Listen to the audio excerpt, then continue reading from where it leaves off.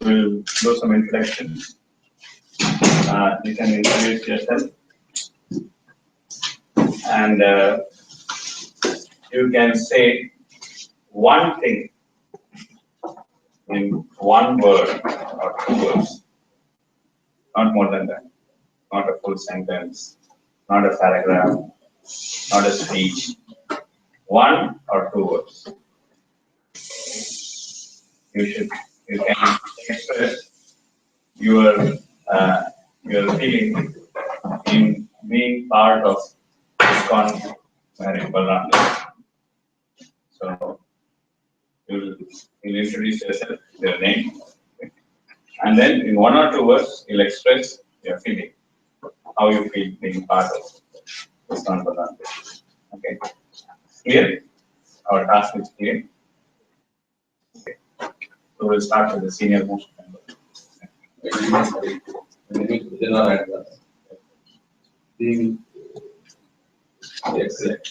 Excellent. My name is Srivastava. My association is like inner consciousness. Right. Okay. So we said one word or two words. Yes, my name is Srivastava. I'm testing you for it. Right. Blessed. Okay. My name is Dinesh Makwana. It's a wonderful. Wonderful. Okay. Wonderful. Excellent.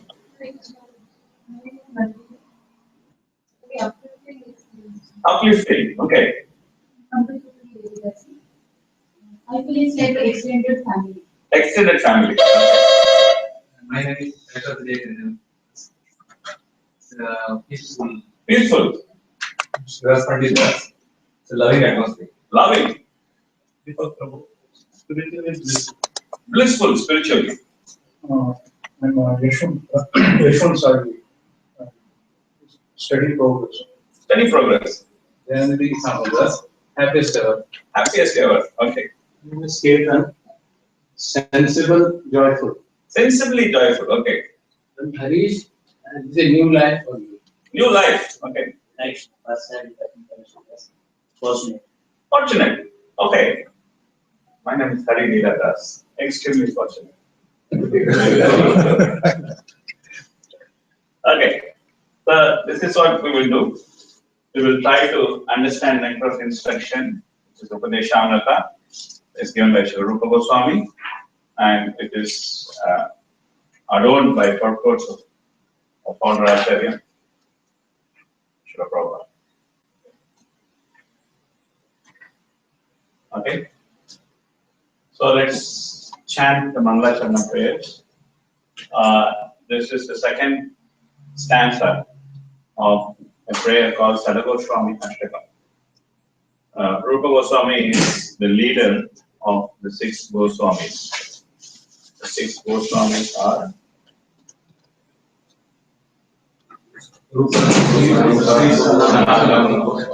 Raghunatha Bhatta,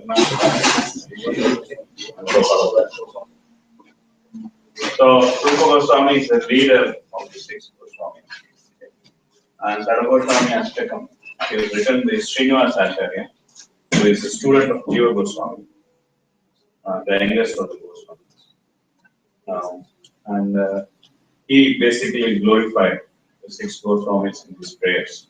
It's a very famous prayer. So this is the second stanza of the Goswamis. So maybe some of you are not familiar with this prayer. So I will sing, you can follow. Okay.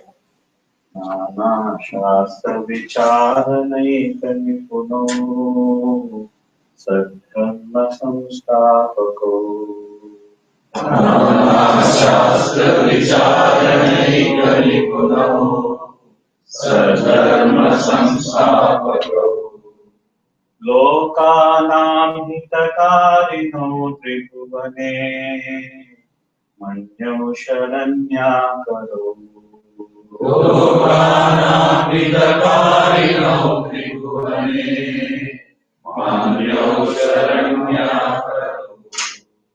Radha Krishna Padaravinda Bhajana Nande Namattaliko Radha Krishna Radha Bhajana Nande Namattaliko Vande Rupa Sanatano Raghujugo Sri Jiva Gopalato Vande Rupa Sanatana Raghujugo Shri Jiva Gopalato. I offer my respectful obeisances unto the six Goswamis, namely Sri Rupa Goswami, Sri Sanatana Goswami, Sri Raghunath Bhatta Goswami, Sri Raghunath Dasa Goswami, Sri Shiva Goswami, and Sri Gopal Bhatta Goswami, who are very expert in scrutinizingly studying all the revealed scriptures with the aim of establishing eternal religious principles for the benefit of all human beings. Thus, they are honored all over the three worlds. They are worth taking shelter of because they are absorbed in the mood of the gopis and are engaged in the transcendental loving service of Radha and Krishna. Shri Shastri Goswami, Shri Goswami. Jai Srinivasa Acharya. Jai Srila Prabhupada. Jai. Okay, so we'll dive into the nectar. Some encouraging words from our founder Acharya, Srila Prabhupada, why we should study network instruction. The nectar of instruction has come up very nice. It is a very important and must be immediately read by all devotees. In the near future, we shall introduce the Bhakti Shastri examination for second initiation, and this shall be one of the required obstacles. Anyone who reads it immediately understand what Krishna consciousness is. The Prabhupada ki Jai. So you can see the Prabhupada had this idea of having Bhakti Shastri, and he also had this idea of having network instruction for Bhakti Shastri. So in a sense, we are following Prabhupada's instruction in trying to read this book. Okay, nectar of instruction. In Sanskrit, it is called as Upadeshamrit. Upadesha is instruction, Amrita is nectar. So Upadeshamrit is nectar of instruction. So in the first line to the preface of nectar of instruction, how many of us have the book? Okay. So in the first line to the preface of nectar of instruction, Prabhupada makes a very significant statement. What is the statement? Conducted under the direction of Sri Rupa. Can you read it? The Krishna consciousness movement is conducted under the supervision of Sri Rupa Goswami. Yes. No, I'm talking about nectar of instruction, not the handbook. Yeah, no problem. Can you read again? The Krishna consciousness movement is conducted under the supervision of Sri Rupa Goswami. Yeah. So Prabhupada says that Krishna consciousness movement is conducted under the supervision of Sri Rupa Goswami. What it means to us? Goswami, very good. Okay. We are Rupanugas. We are Rupanugas. Okay, very good. He is the guiding force. He is the guiding force. Yes. Yeah, correct. Yeah. Rupa Manjari, who is Rupa Goswami. Rupa Manjari comes as Rupa Goswami. What it means to us? Parampara. Acharya Parampara. Yeah, excellent. It means to us that we are in Acharya Parampara. Okay. What else it means to us? We need to follow the instructions of Rupa Goswami. Yes, of course. We need to follow the instructions of Rupa Goswami. What else it means to us? Study the books. Of course, we need to study the books. What else it means to us? Follow the instructions. Yeah, it's said we have to follow the instructions. Because Rupa Goswami is the Rupa Manjari. He knows because he's a Manjari, he knows the topmost conclusions of the highest religion. Yes. That's why we have to follow only him and not deviate to the others. Yes, good. We should follow only him and we should not deviate with others. Okay, what does it mean to us? To know the signs of Krishna. To know the signs of Krishna. Yes, good. What does it mean to us? The first one is the better Chaitanya Mahaprabhu. Yeah. Finally, we are following Chaitanya Mahaprabhu. Yes, we are following Chaitanya Mahaprabhu. Yes. What does it mean to us? He's supervising us when we are following. Yeah. He is supervising you. He is supervising you. He is supervising you. He is supervising you. He is supervising me. That's what it means to us. That Rupa Goswami is looking as how I am following my Krishna consciousness.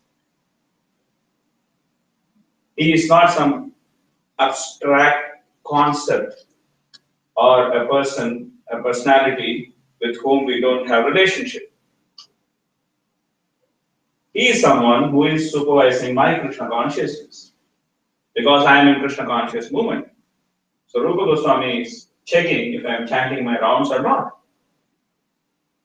How does that feel? How does that feel? Makes us feel responsible. It makes us feel good. It makes us feel responsible. So this is what is the movement we are in. That we are not in another club. You know, there is another club in the world. It's full of another clubs in the world. This world is full of another clubs. There's Lions Club, there's Rotary Club, there's this club, there's Engineers Club, there's this man's club, there's that man's club. So there's another club in the world. This world is full of another clubs. But we are not in another club. We are in a very special place. And in that place, we get supervised by none other than and that supervision is not something which is hanging in the air. It is very personal. He takes care of me. He takes care of you. And who created that relationship for us? Prabhupada. It is one stroke, it is one sentence in the preface of Nectar of Instruction. Prabhupada creates an eternal relationship individually between me and Rupa Goswami. This is our good fortune when we get into Prabhupada's movement. Otherwise, where is Rupa Goswami? He said he is Rupa Manjari. And where am I?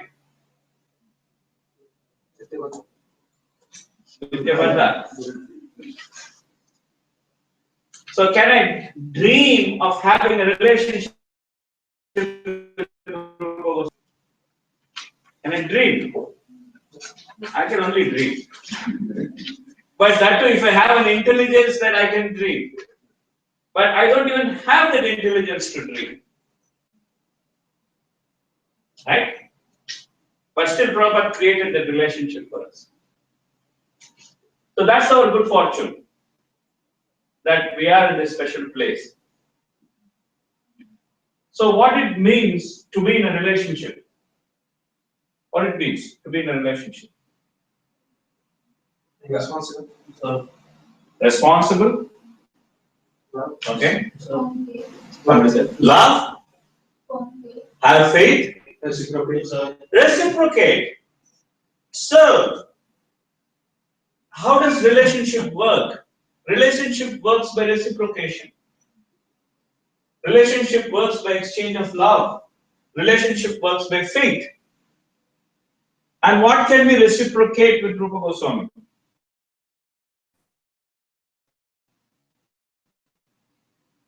We can give him a candy by following his words. By following his words.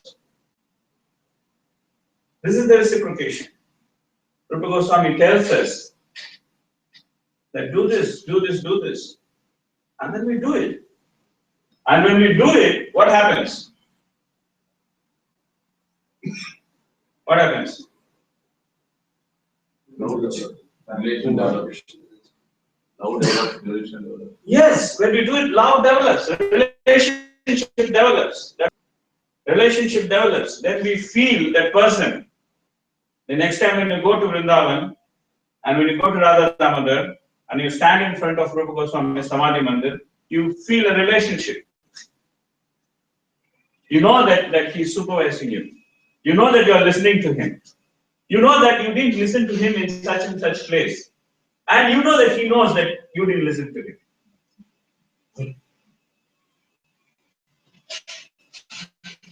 Relationship. It's not something which is very impersonal. That okay, there's a book, there's something written there, I take something which I like, I don't take something which I don't like, and okay, it's fine. No, it's not like that. So that's how relationship develops. And why Rupa Goswami? Why he's so important? What is so special about Rupa Goswami? He's the head of all the Goswamis. He is head of all the Goswamis. He understood the heart of Chaitanya Mahaprabhu. He understood the heart of Chaitanya Mahaprabhu. Verse. In which words? Let's hear the past time. Okay, please. That Rupa Goswami had written the verse and put it on the top of his hut. And when Mahaprabhu came and he saw that this verse. We can start from beginning. I forgot You forgot the past time. Who knows the past time? Know that, but I forgot. Okay, I'll start. You can continue. Okay. So there was Rath Yatra time. Okay, and Jagannath Rath Yatra was going on, and Mahaprabhu was singing and dancing in Rath Yatra. Okay. And when he was singing and dancing in Rath Yatra, Mahaprabhu started singing a very mundane song about the love of a girl and a boy.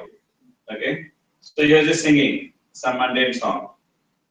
Okay, and then everyone was actually very surprised that why Mahaprabhu is singing like this? Why he is singing this song?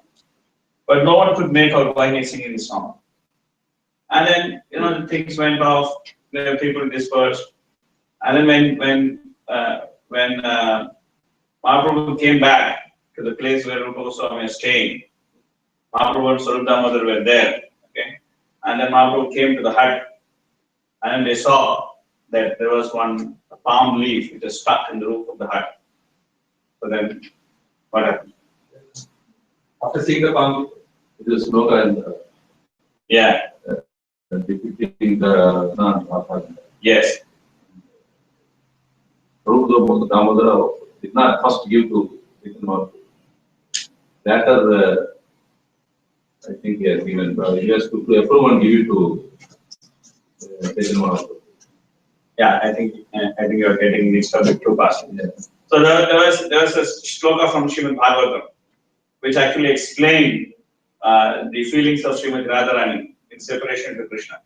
Okay. So then Mahaprabhu asked Swarup Damodar that how does Rupa know my heart? How does he know that this is what I was talking of singing about? How does he know my heart? And then Swarup Damodar said, that's because you're completely going. So Rupa Goswami had the complete mercy of Mahaprabhu. He had the full mercy of Mahaprabhu. And Rupa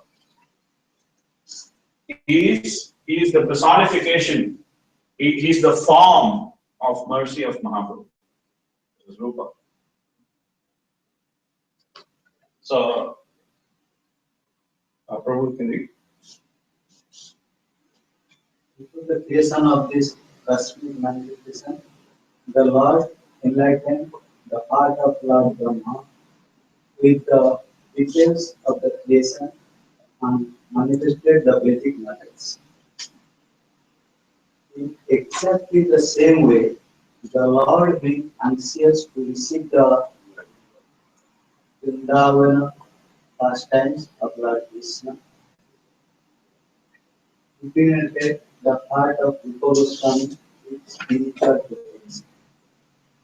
By this potency, Sri Rupa Goswami to receive the activities of Krishna in Vrindavana, activities almost lost to memory. In this way, his spirit is throughout the world. So this is Prabhupada's purport in Chaitanya Charitamrita Madhya Leela. So you can see that Prabhupada draws a parallel between Lord Vishnu enlightening Brahma with Vedic knowledge, and Mahaprabhu enlightening Rupa Goswami with the knowledge of pastimes of the Lord. So this is how Rupa Goswami was empowered. And Prabhupada is making a very interesting statement here. What is the statement?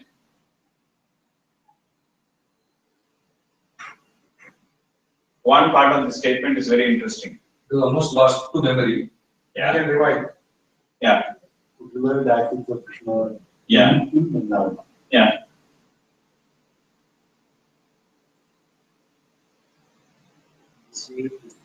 Because Yes. Who spread the Krishna consciousness movement throughout the world? The Prabhupada. And Prabhupada is saying what he is saying.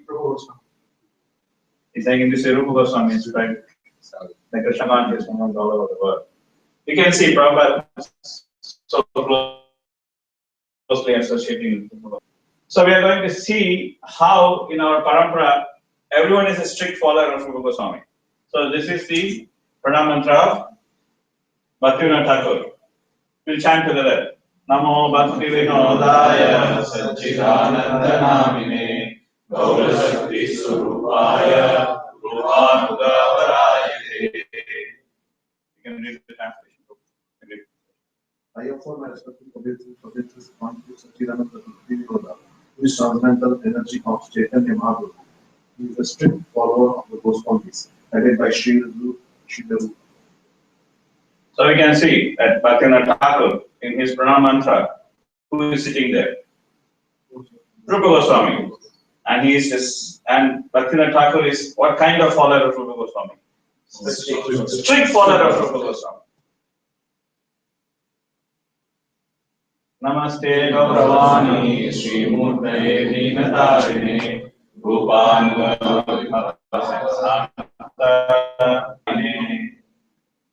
we can read translation.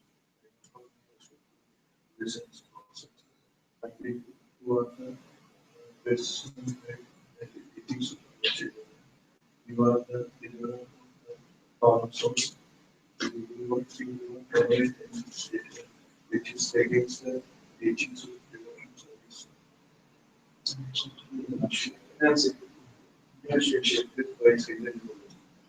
This is whose pranam mantra? Siddhanta Saraswati Thakur's pranam mantra. And what is his nature? He does not tolerate anything against the teachings of Rupa Goswami. So we want the mercy of all these great acharyas. And these acharyas are saying what? They're saying that just follow Rupa Goswami. One acharya is saying that you should strictly follow Rupa Goswami. The other acharya is saying that he will not tolerate deviation from the teachings of Rupa Goswami. Very familiar prayer. We can chant together. Chaitanyam Vishtam Sthapitam Yena Bhutale Swayam Rupa Kadamahyam Dati Swarantikam. When is there Rupa Goswami Prabhupada, who has established within this material world mission to fulfill the desire of God, give me shelter under his purposes. This is the master stroke of Srila Prabhupada. That he put this Rupa Goswami's pranam mantra right in the beginning of Bhagavad Gita. And when we came to Krishna conscious movement, probably this is one of the first shlokas which we learned, because we used to chant these shlokas again and again before we were starting to read Bhagavad Gita. Right? So from beginning, without knowing, what are we requesting? What have we requested in this prayer? We have been continuously requesting this to Rupa Goswami. Please give shelter under your lotus feet. We have been continuously doing this. And by the mercy of whom? By the mercy of Prabhupada. Because he put this prayer right in Bhagavad Gita. And we keep chanting this prayer. And many times we don't even think about this prayer. What are we doing? we simply chant mechanically. Sri Chaitanya Vishnu Tadina Bhutale, Ayam Rupala Ramayam Rati Savalantikam. And go and then Sri Guru Sri Radhakamalam, Sri Guru Vaishnava. We keep going. But sometimes we have to stop and then think that what are we praying for? Because whatever we pray for, we will get it. And when we get it, we should be ready to receive it. Because that's what we prayed for. Right? We are going to read next of instruction. We are going to read this because we prayed for this. So when we read this book, we will come to know the instructions of Rupa Goswami. So when we come to know the instructions of Rupa Goswami, we should be ready to accept them. We should be ready to follow them because that's what we have asked for. We have asked for the shelter of Rupa Goswami's lotus feet. So how do we get that shelter? How do we get that mercy? What is that mercy? What is Rupa Goswami's mercy? Many times, like, we say this. When we see some devotees, we say, Prabhu, please give me your mercy. Right? We say like this, right? And sometimes we see Guru Maharaj, we say, Guru Maharaj, please give me your mercy. Right? So what is this mercy? Is it some electric shock? Okay, take my mercy. Some shock. What is this mercy? For mercy for. This is very important. Keep asking this. In ISKCON, is very famous. You see any devotee, no, please give me your mercy. Okay, so what did we ask for? What are we asking for when we ask for mercy? To fulfill our desire. To fulfill our desire. No. Huh? Bhakti. To make our consciousness favorable to develop love of Krishna. To make our consciousness favorable to understand Krishna. To make our consciousness favorable to understand Krishna consciousness. Keep us under shelter of To keep us under shelter. To follow the principles. What are we asking for when we ask for mercy?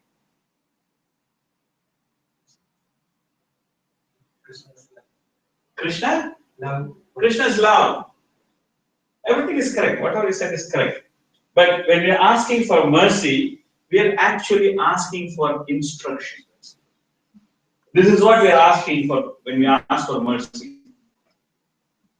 And how to get the mercy? Guru Maharaj, please give me your mercy. So how will you get Guru Maharaj's mercy? By following his instruction.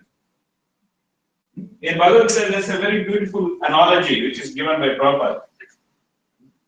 The rain gives its mercy in every place. In a filthy place, in a fertile place, and on the field.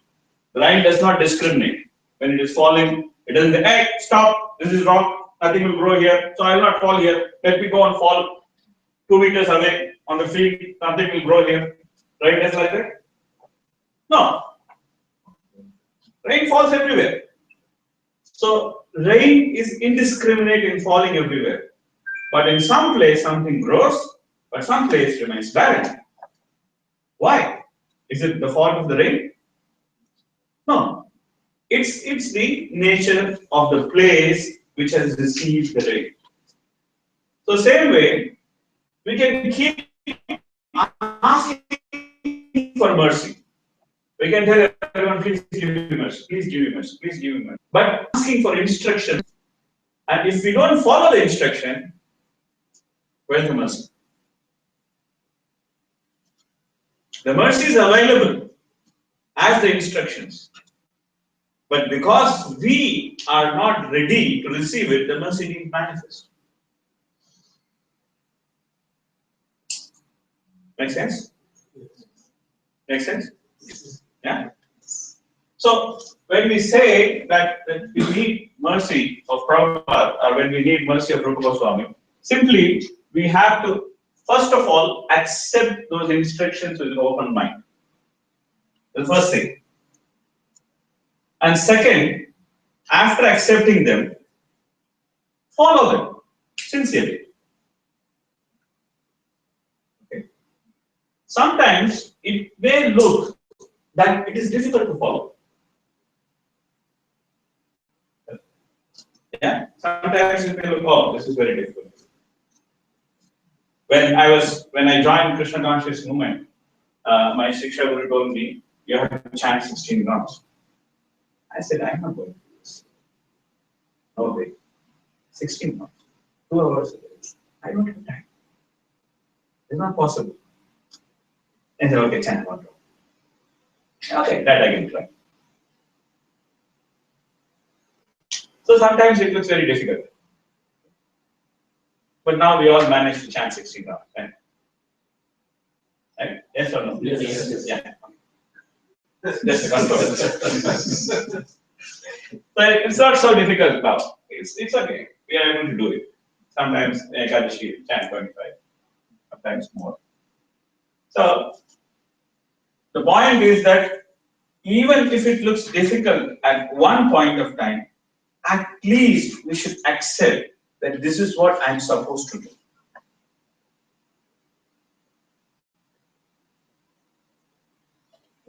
I may not be there, but this is where I am supposed to be there. Make sense? Okay? At least we accept that much, that this is where I am supposed to be there. That's a good beginning to start with. Then, once we accept that that is where I am supposed to be, then we can start working towards it. And that's how we receive the mercy. Okay?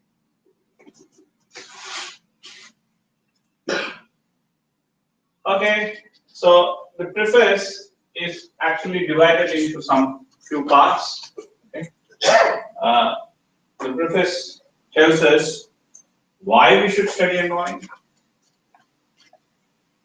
Okay, so we'll do one thing. We'll start from Mataji. We'll go straight around like this, and then come back like this, and end with Pro.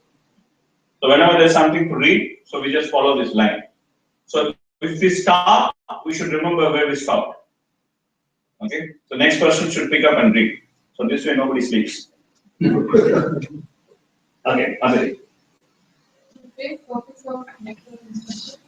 Why we should study network instruction. Sri Rupa Goswami was the leader of all the Goswamis, and to guide our activities, he gave us this Upadeshamrit, the network instruction formula. As Sri Chaitanya Mahaprabhu left behind him the 8 verses known as Sutta, Rupa Goswami gave us Upadeshamrit so that we may become pure Vaishnavas. Okay, so why we should read NOI? To become pure Vaishnavas, and then it's actually in the reverse order. To guide our activities so that we may become pure Vaishnavas. Okay. So NOI is actually an activity manual. Okay. It's a practical activity manual. It tells us what to do, what not to do, how to do, how not to do. Okay. So in that sense, NOI is a very, very practical book. It's straight away, it's like an activity manual. So it's just, we have to follow those instructions the way it is given. So if we are guided in our activities by NOI, then naturally we can become pure Vaishnavas. Yeah.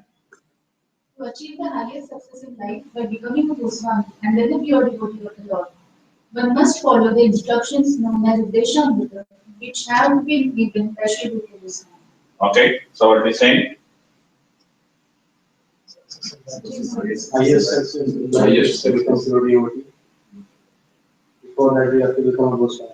Yes. So you can see that this sequencing is very important. Okay. In nectar of instruction, the sequencing is very important. You come from one to another. There's a sequence by which you have to do things. Okay. And many times you will also see that it is not an optional thing. The instructions in Upadeshamrit are not optional. So what it is written? Must follow. One must follow. If one wants to achieve highest success in life, one must follow. This is called as compulsory mercy. Very good. If you must follow, then automatically compulsory. Yeah, compulsory mercy. This is like a small child, okay? And then the child doesn't want to eat. So what the mother does, the mother puts the child on the lap, okay, holds the child's hands, and opens and pushes the food inside. You must swallow. I have seen it happening so many times in my house with my son, because he never used to eat when he was a kid. So my wife would put him in the lap, open his mouth, and push it in his mouth. I used to, joke with her that you also have something to just push it inside. So this is called as compulsory mercy, that one must follow. Okay. Okay. So MI is for who? It's meant for who? Practicing yoga sadhana. Who should study MI? So please read. Who's supposed to read? Who? Upadeshamrit constitutes the first instruction for neophyte devotees. They are the First instruction. first instructions.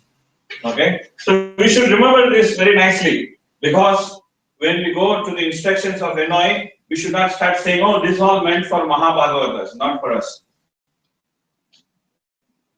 Okay. Say that, oh, this is all meant for pure devotees. This is not for us.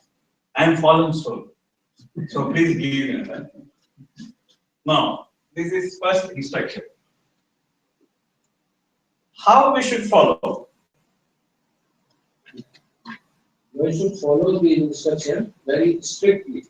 Then it will be easier to make one's life successful.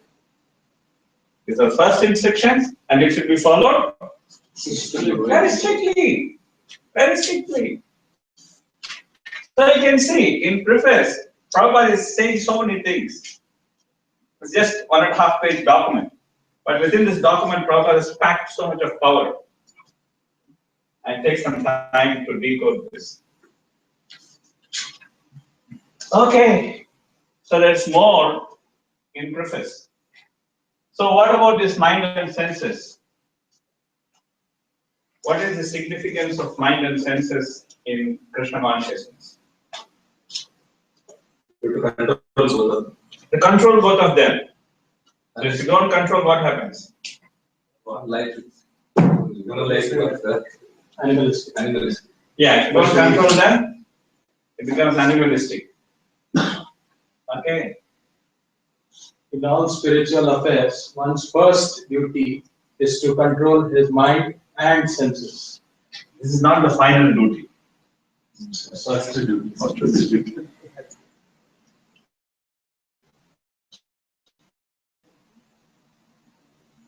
It's not that, oh, mind is so difficult.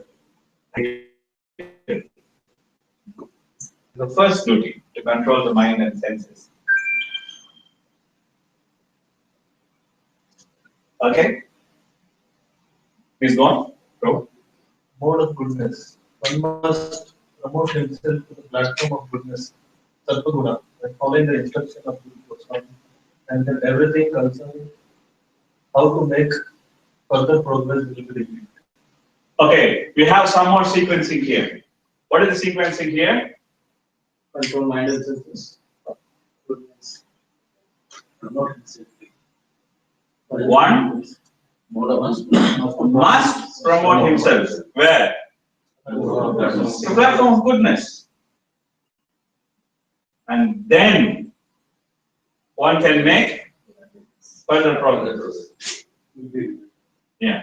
How to make further progress will be. So when one takes up to Krishna consciousness, one must come to the platform of goodness. We are going to see platform of goodness means Saturna. Saturna means what of goodness? What of goodness means goodness. It means a Brahmana, right? What of goodness means? Unless one becomes a Brahmana, one cannot become a Vaishnava. Unless one becomes Brahmanical, unless one comes to Brahmanical platform, one cannot become a Vaishnava. That is the reason why normally it is said a Vaishnava is also a Brahmana. But a person who claims himself to be a Vaishnava does not automatically become a Brahmana.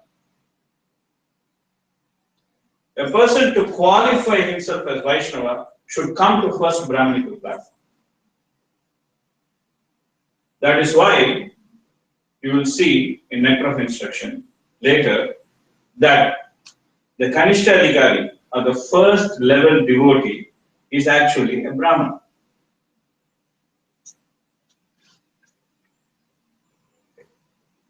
And anybody supposed to be above that should be automatically in Brahmanical platform. So it's a very important lesson that one must come to platform of goodness. So how can we come to platform of goodness? Following instructions also. By following instructions of Upadeshamrit, by chanting 16 rounds.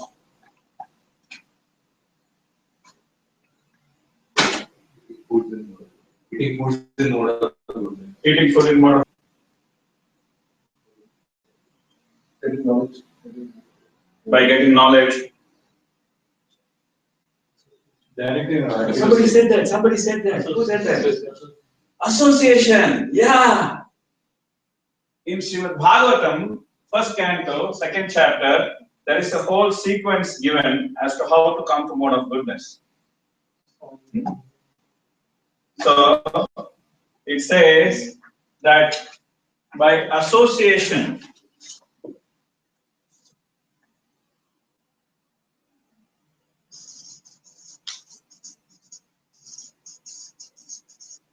and service to devotees. This is the first thing one should get into. There should be service to devotees by association. So, by this service to devotees, what happens?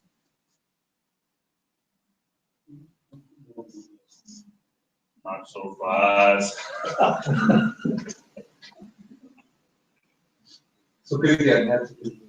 By association, no, only by you get association of devotees. By getting association of devotees and by doing service to devotees, one develops a little bit of taste to hear and chant.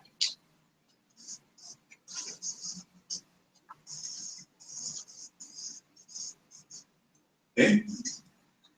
And when one starts hearing and chanting, then what happens?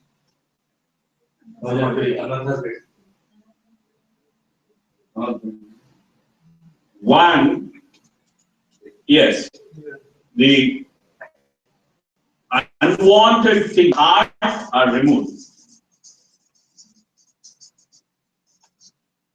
And the result of that is this. Good things get. The result of that is one gets fixed in hearing and chanting.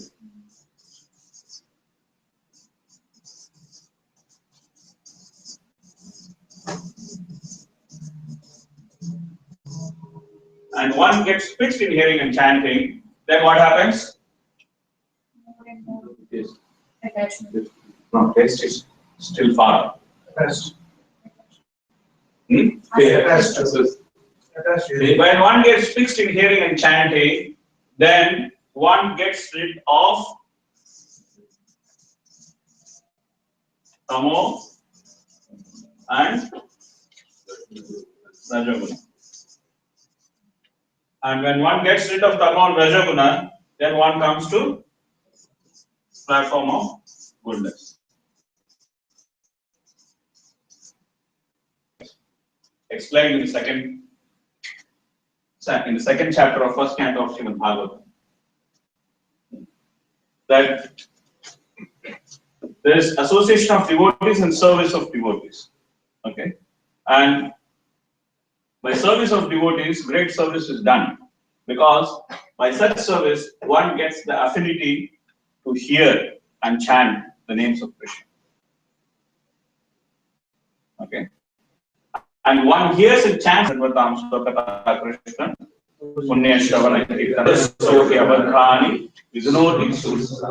So unwanted things, abadhani, hridaya antastaha, means that within our heart we are keeping so much of unwanted baggage. All this unwanted baggage is simply removed by hearing and chanting. And when this unwanted baggage is removed, then what happens? Nashta prayeshu abhadreshu nityam bhagavata sevaya. So this hearing and which is occasional, this becomes regular. This is how we came to Krishna consciousness. Most of our story is here in this sequence. That we get some association of devotees, someone calls us, gives us some service. They say, okay, come and do this service. So we come, we do some service in the temple, we come, do some service in the festival, we get connected. And when service connects us, then we get more association of devotees. And when we get more association of devotees, the devotees are normally telling the same thing. What they are saying? Chant, chant, chant. And we are also saying the same thing. What? Chant, chant, chant. At one point, we get fed up. Okay? And we say, okay, these guys are not going to leave us. Let's chant. So then we start chanting.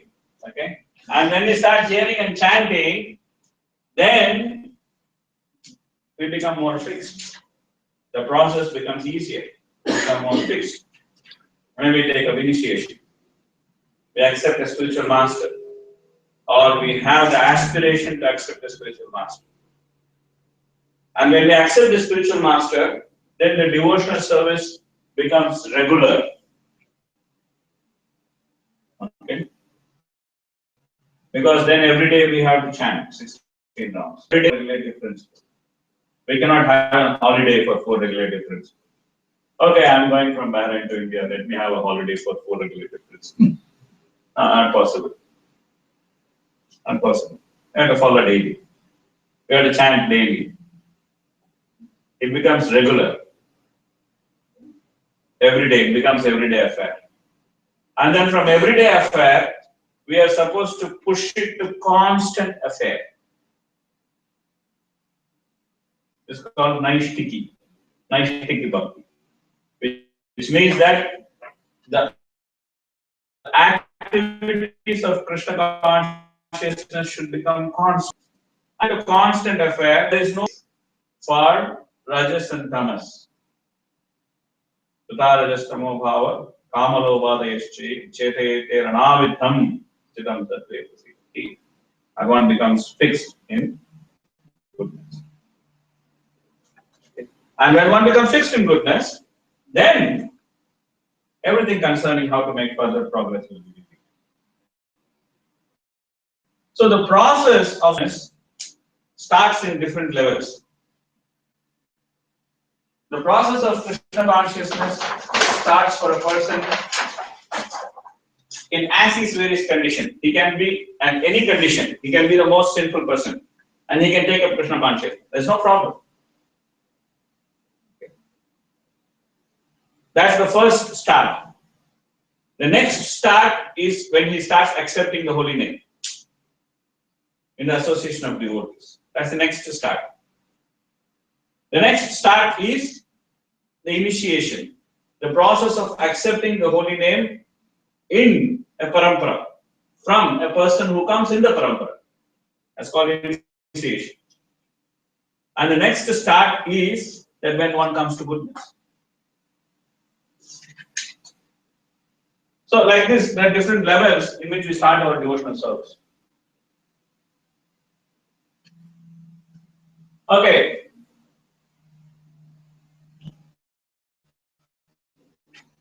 Attitude out of consciousness depends on the attitude of the follower. So what is the significance of this statement?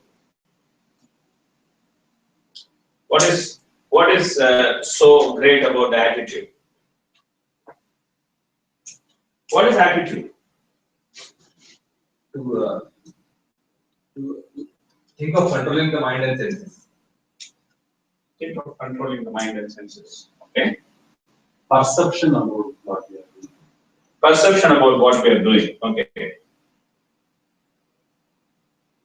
See things in a certain way. To see things in a certain way, to perceive things in a certain way, perception of what we are doing. To respond to a particular situation. To respond to a particular situation in a certain way. Yeah. Okay. So, how Prabhupada is saying advancement in Krishna consciousness depends. What is the meaning of this statement? We are having a casual attitude. Not it. We have a casual attitude. Okay. So, what kind of attitude we should have? Sincere. Sincere, serious, submissive. What is it?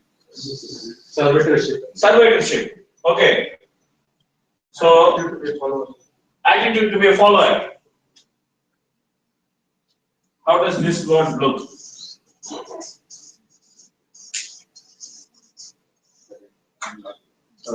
Surrender. An attitude of surrender. This is what takes us to advancement. Because in no other process other than Krishna consciousness, there is surrender. When a person is a karmi, who is a karmi? Who is a karmi? Who is a karmi? Karmi. Who is a karmi? Unrestricted senses. Yeah, one who wants to work for enjoyment is a karmi. Okay, he simply wants to work and he wants to enjoy. Okay, and whatever comes out of his work, he wants to enjoy it. This person is a karmi. So, how does a karmi get his enjoyment? Yeah, by hard work. He does significant amount of hard work and he gets insignificant amount of enjoyment. Because there is absolutely no surrender. He thinks that, okay, I am the master, I will work like this and then I will get my enjoyment. This is karmi. What about jnani? Does jnani surrender? Yes, no, yes. No. Jnani, what he thinks? By his own intelligence, he can philosophical. He thinks by speculation he can solve everything. And what is his ultimate solution? His ultimate solution is I am God. Aham Brahmasmi, I am God. So there is no surrender. What about yogi? Does he surrender? No. Why? Because believe getting the meditation. What is his process? Is his process surrender? Yeah, what is the process of dhyana? Ashtanga Yoga. Ashtanga Yoga is a mechanical process. You try to control everything by yourself. You try to put your hand on the leg and leg on the hand and both the things on your head and then try to do some somersault and then think that I can control the whole thing by breathing up and down. Okay. So there is no question of surrender. Neither karmi surrenders, nor jnani surrenders, nor yogi surrenders. Nobody surrenders. None of the three surrender. Only one who surrenders is a devotee. So advancement in Krishna consciousness depends upon our attitude of surrender. To that extent, we can advance in Krishna consciousness. And how does surrender start? Following instructions. Yeah. So how does it start? Anukula Sankalpa. Yeah. So can you translate that? Follow what is favorable. Yeah. What is favorable, you accept what thing is favorable. Yeah. Yeah. Yeah. Reject what is unfavorable. Yeah. Surrender starts by these two processes. That you accept whatever is favorable to Krishna consciousness, and then you reject whatever is unfavorable. If you keep on to surrender, so surrender is the principle.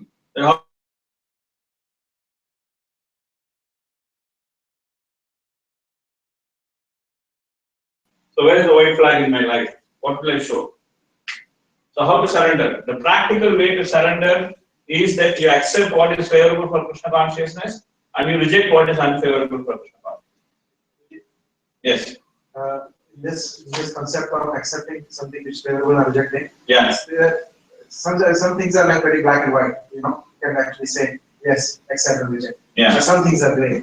Yeah. Where you are not sure. Yeah. And philosophically, yeah. you speculate that being favorable, sometimes yeah. it's not favorable. Yeah. So what is the litmus test? What is the test actually you go through to actually do that? Okay, the litmus test is Guru Sadhana Shastra. The litmus test is that you go and ask in the Vaishnava Sangha that this is my confusion. This is black, this is white, and this is grey. So what do I do with my grey? Okay.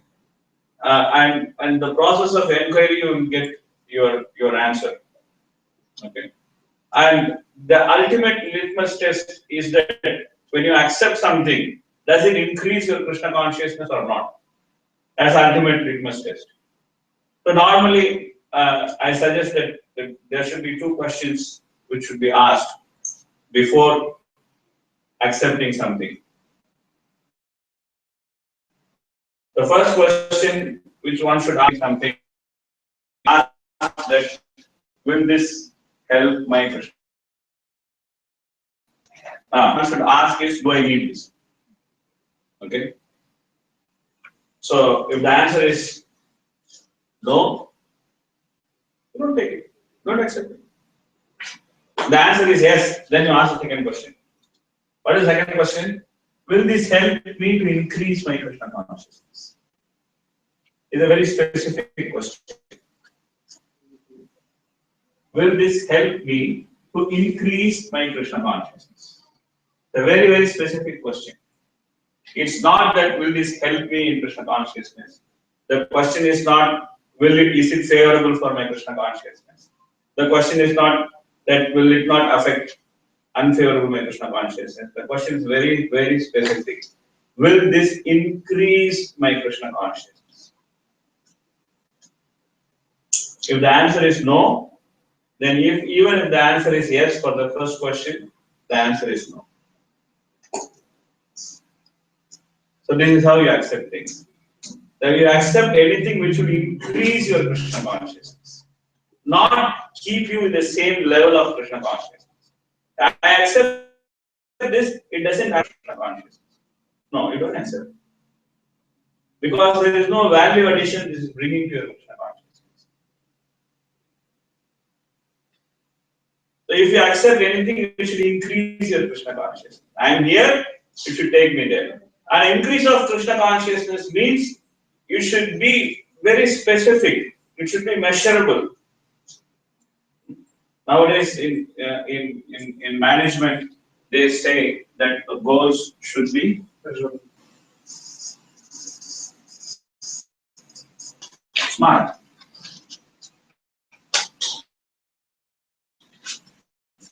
Yeah.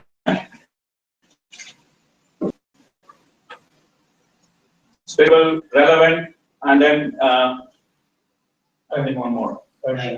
Timely. It's called SMART goal. Specific, measurable, accountable, relevant, and timely. So when I say that I have to increase my Krishna consciousness, it should be like this. It should be specific. I take this. Will this help me to increase my rounds from 16 to 18? It's specific. It's measurable. I can measure whether I am chanting my rounds 16 to 18. Or will this help me to finish my rounds half an hour before the time I am finishing? It's timely. Is it relevant to my present Krishna consciousness? Someone may give me a book about the pastimes of Radha and Krishna and then tell me, a very nice book, please read this.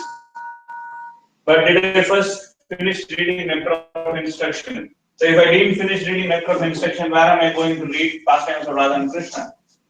So it's not relevant to me at this point of time. Even though the book is specific, it is measurable. Are we accountable in our increase of Krishna consciousness? That is it transparent enough so that we are accounting to someone? Yes, this is what I am doing. This is how my Krishna consciousness has increased. My practice of Krishna consciousness has increased. Are we accountable to someone? So we just measure our Krishna consciousness in a specific way. And then accept things. And okay, if it helps, okay, take it. If it doesn't help, okay, take it. And sometimes some things come on our own accord. Like for example, your company may want to give you a car. Okay. And they may want to give you a 4-wheel drive, which is, I don't know, big, something like a Dodge Durango or Suburban, something like a big vehicle. They say, okay, take it. It just comes on your own accord. So you just accept it because it came on its own accord. And you use it in service of Krishna, it's fine. The point is that we don't run behind something which is not favorable to increase of Krishna consciousness. At the same time, if something comes on its own accord, we have the intelligence of how to use it in Krishna consciousness. And if you don't have the intelligence, better not to touch it, even if it comes on its own accord. Okay. The last point which you mentioned about it comes in own accord. Yeah. At that time, for example, the decision making which is there, you just accept it. I'm not clear with that actually, because sometimes what happens, for example, in the office, I'll give an example in my office, an additional responsibility comes with an increase in salary. Yeah. But if I accept it, I have choice to accept it or not. But the accepting it means less time for me. So it has come in the own account, So what I learned from that is that in every decision, whether it comes in own accord or not, I should have that. I should actually go back and see whether it is actually increasing my Krishna. Yeah, that is always there. You should always check if it is increasing in Krishna consciousness or not. Many times you just don't accept things even if it comes on its own accord, because it's not favorable for your Krishna consciousness. Like for example, when I was working, I was offered a better job. I didn't accept it because it just takes more time. So, and I could not give more time to the job. And even I left my job on the same way. I didn't want to spend any more time. Krishna gave me enough money, so I thought, okay, let me finish. I don't want anything more. Let me finish this work. It's like that. It's not that you blindly accept everything what comes on its own account. Be very careful and very specific in accepting what you know. Okay, so we are going to see next. So that finishes the discussion on the preface. So any questions on the whole discussion? We are fine with the preface? Okay. So this is overview of network of instruction, how network of instruction is arranged. So the preface, okay, somebody can read. Who was reading? Yeah, please read. Overview of network of instruction. Preface. Significance of the network of instruction. Krishna Seva and Krishna Seva. Text 1. Text 1. Text 2. Rejecting the 6 unfavorable items. Text 3. Accepting 6 favorable items. Okay, so you can see that the whole nectar of instruction, there can be many different overviews of nectar of instruction in different ways. Okay, so this is one way of presenting the overview. This is on the point of view of qualification to Krishna Seva and Vaishnava Seva. This is one way of presenting the overview. That the whole nectar of instruction qualifies us to Krishna Seva and to Vaishnava Seva. So the first 3 texts are prerequisites to engage in serious Krishna Seva or Vaishnava Seva. Basically, serious Vaishnava Seva. Because we saw in this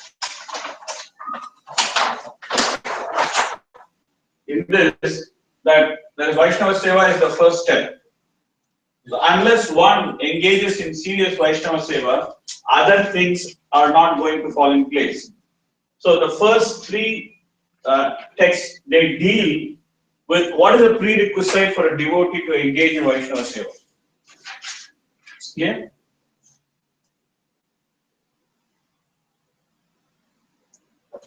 Vaishnava Seva is association, respect, and offense. Text 4. Associating with Vaishnavas. Text 5. Respecting Vaishnavas.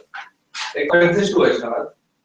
So this is how the other texts are framed.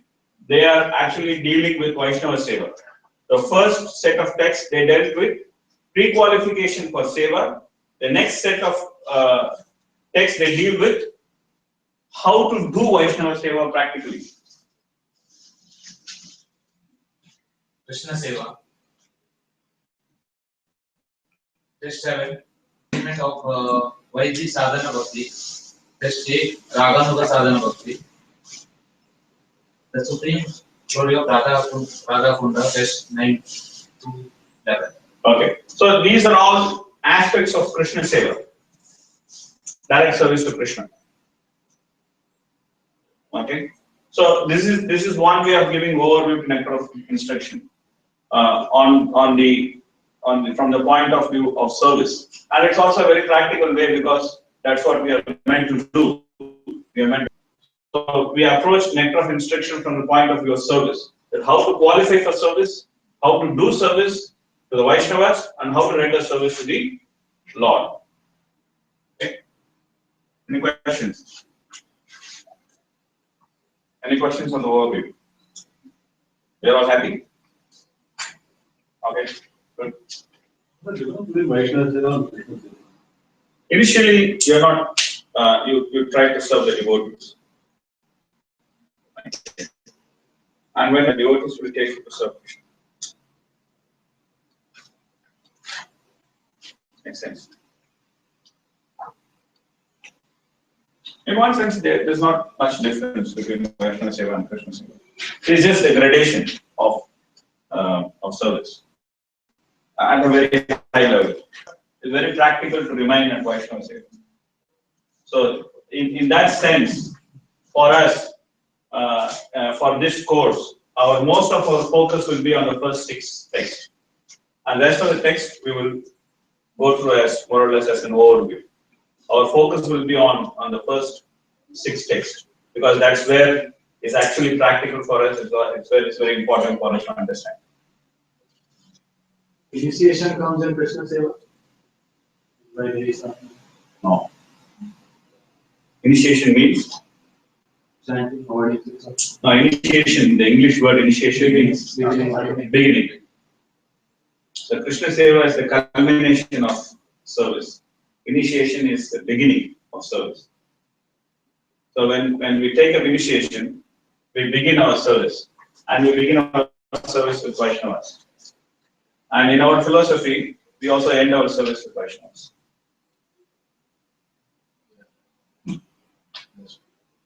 This is our philosophy. In our philosophy, we don't aspire to serve Krishna directly. We simply aspire to serve the servant of Krishna. Gopi Bhatta Padakamalayot Dasa Dasana Dasaha. This is our philosophy. Our aspiration, our highest aspiration is to become servant of the servant of the servant. So that's where we start and that's where we finish. But what makes the difference when we start and when we finish? What is the difference? What makes the difference? What makes the difference? When a person is starting his service to when a person is very mature in his service, what makes the difference between starting and the maturity? The knowledge, purity, Attitude.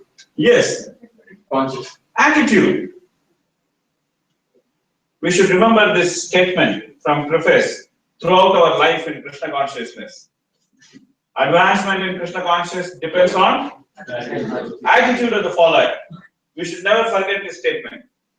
That whenever we are challenged in our advancement in Krishna consciousness, we should remember this one statement. That advancement in Krishna consciousness depends on attitude of the follower. So whenever we feel that we are not advancing in Krishna consciousness, whenever we feel that we don't have the taste for chanting the holy name, whenever we feel that all the devotee sangha is against us, everybody is finding fault with us, and the whole world is coming and shooting us, we just exaggerate. It doesn't happen like that. So then what do? We go and check our attitude. Whenever we get into trouble with our Krishna consciousness, we don't go and check somebody else's attitude. That's what normally we try to do. Okay, this fellow is not having proper attitude. That's why I am in trouble. Now we check our own attitude, whether it's okay or not okay. So it's a very important, it's a very key statement. Advancement in Krishna consciousness depends on the attitude of the follower. Very, very key statement. Okay. One question. Yes. Like in the previous class, yeah. It is for whom? Upadeshamrit is for the first instruction for neophyte devotee. Yeah. Here we are saying that it is like for going towards Bhava Bhakti, Prema Bhakti. Yeah. Yes. Is it like gradually instruction for neophyte devotees are the first 6 and then will go higher? Yeah, it's a very significant question. So, nectar of instruction is a graded instruction. It's a graded instruction, which means that you follow instruction number 1, then you get qualified to follow instruction number 2. Then you get qualified to follow instruction number 3. This is like you pass grade 1, then you go to grade 2. You pass grade 2, then you go to grade 3. You pass grade 3, then you go to grade 4. But when the child is going on the first day to the school, crying, doesn't want to go to the school, the mother is telling the child, go to school, you should become a doctor. Or go to school, you should become an engineer. And where the child is going? To baby class. And what the mother is telling? Go to school, you should become doctor or engineer. That's what Rupa Goswami is doing with us. That we are trying to enter baby class, and then Rupa Goswami is telling, go to school, you have to take bath in Radha Kunda. Okay. But to take bath in Radha Kunda means to first follow the first instruction, then follow the second instruction, then follow the third instruction, then follow the fourth. So like this, we keep following one, and then we hopefully at some point of time in this lifetime, by Prabhupada's mercy, we hope to reach. Yeah. One more doubt. Yeah. Like some people have heard, they say that we are not even following sadhana bhakti. We are even the stage karma mishra bhakti, jnana mishra bhakti. So is it like we are following? Are we following Vaidhi sadhana bhakti, or we are still not in the stage of Vaidhi sadhana bhakti? Is all this karma mishra, jnana mishra comes under Vaidhi bhakti? Vaidhi and sadhana? See, normally what happens is that people get confused with all these fancy Sanskrit words. Karma Mishra Bhakti, Jnana Mishra Bhakti, Bhakti Mishra Karma, Bhakti Mishra Jnana, and things like that. Okay? But Prabhupada taught us one thing. He said that there's only one thing. What is that? Devotional service. And that devotional service, if it is performed according to the instruction of the spiritual master, it is pure devotional service.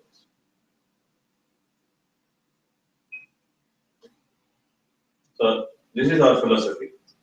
If spiritual master tells us to stay in Bahrain, preach Krishna consciousness, go to your job, drive 3 cars, maintain the temple, don't go from here, we are doing pure devotional service.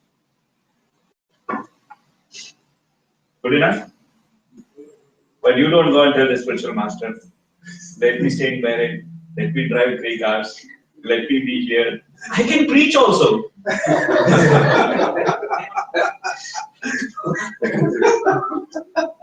All this is a part of Vedic sadhana. We are, at least because some people say we are not even in sadhana. Question for some time, okay? Because in Nectar of Devotion we'll deal with this. Okay? We'll deal with what is sadhana bhakti. We're going to deal with this. Okay?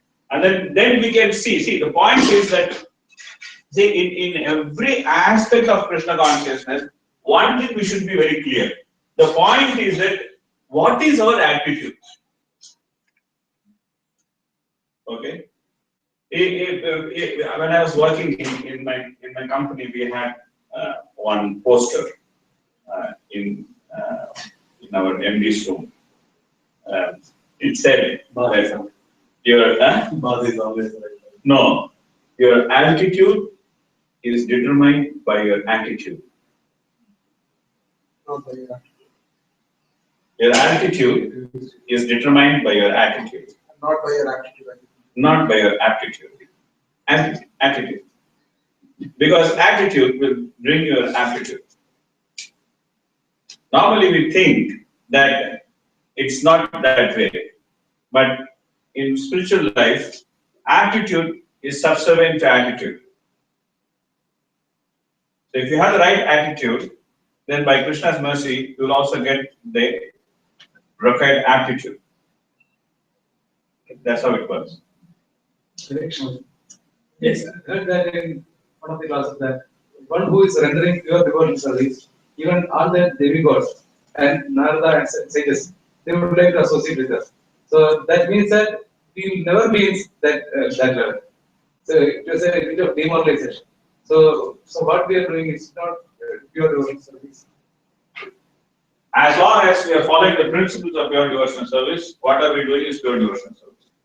In Nectar of Devotion, it is nicely explained, the analogy of green mango and the ripe mango. Okay. Green mango, is it mango? Yes. Ripe mango, is it mango? Yes. Which is tasty? Why not green mango? Will green mango become ripe mango at one time? Yes. That answers your question. But make sure that you are not green apple.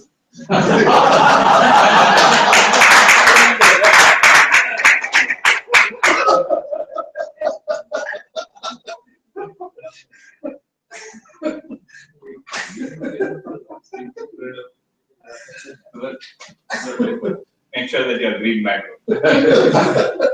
That's where the attitude comes into play.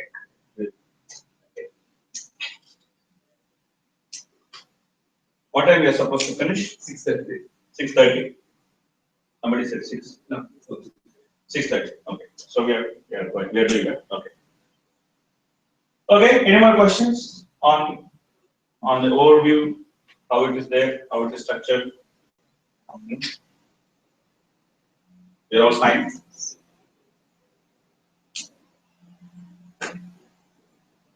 Okay. There. Okay.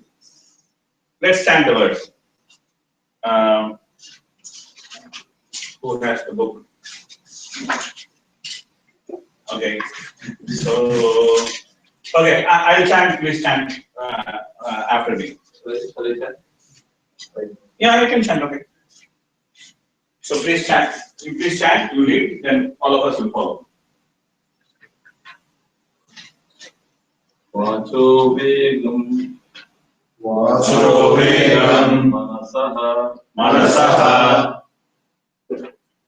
krodha vegam, jihva vegam, jihva vegam, udaropastha vegam, etan vegan, yo vishasheta dhiraha, Atimam sarvam atimam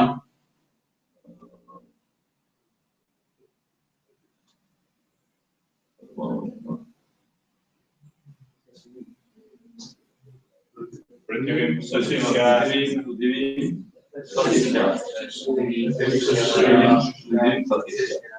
Okay, it's a memorization verse, so we will chant continuously. Vacho vegam manasakrodha vegam. Vacho vegam manasakrodha vegam. Jihva vegam udaropastha vegam. Jihva vegam udaropastha vegam. Etan vegan yo vishaheta dhiraha. Etan vegan yo vishaheta dhiraha. Sarvam atimam prithivim sasishya. Sarvam atimam prithivim sasishya. A sober person who can, life is not sufficient. Okay, you can read. Yeah. A sober person, Yeah, it's okay. a sober person who can tolerate the odds to speak, the mind's essence of anger, and the orders of tongue, daily and genital, is qualified to make disciples all over the world. Okay, so this verse is meant for who? Sober person. Okay. This verse is meant for who? Huh?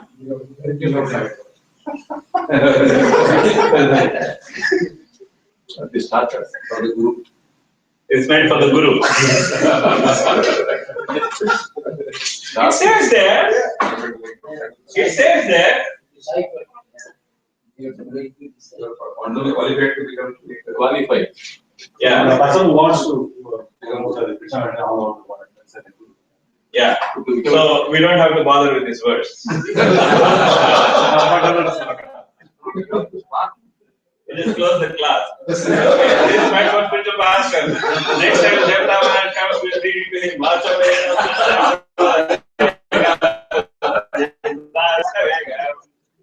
the man is meant for you, not for me. Actually, it's for the neophyte to identify the guru. It was a neophyte to identify the guru. Few slides back, Prabhupada said that these instructions are for, these are the first instructions for. So how come Prabhupada is saying in the preface that this is the first instruction for neophyte devotees, and then the first instruction itself, we are saying this is not meant for us.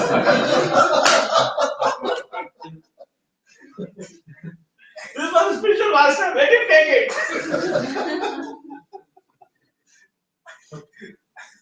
The good news is that this is the first verse which is meant for all of us.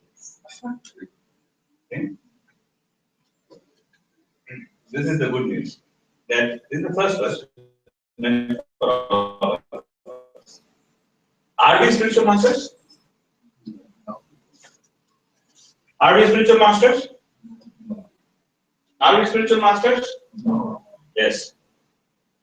We may become here for We are spiritual masters.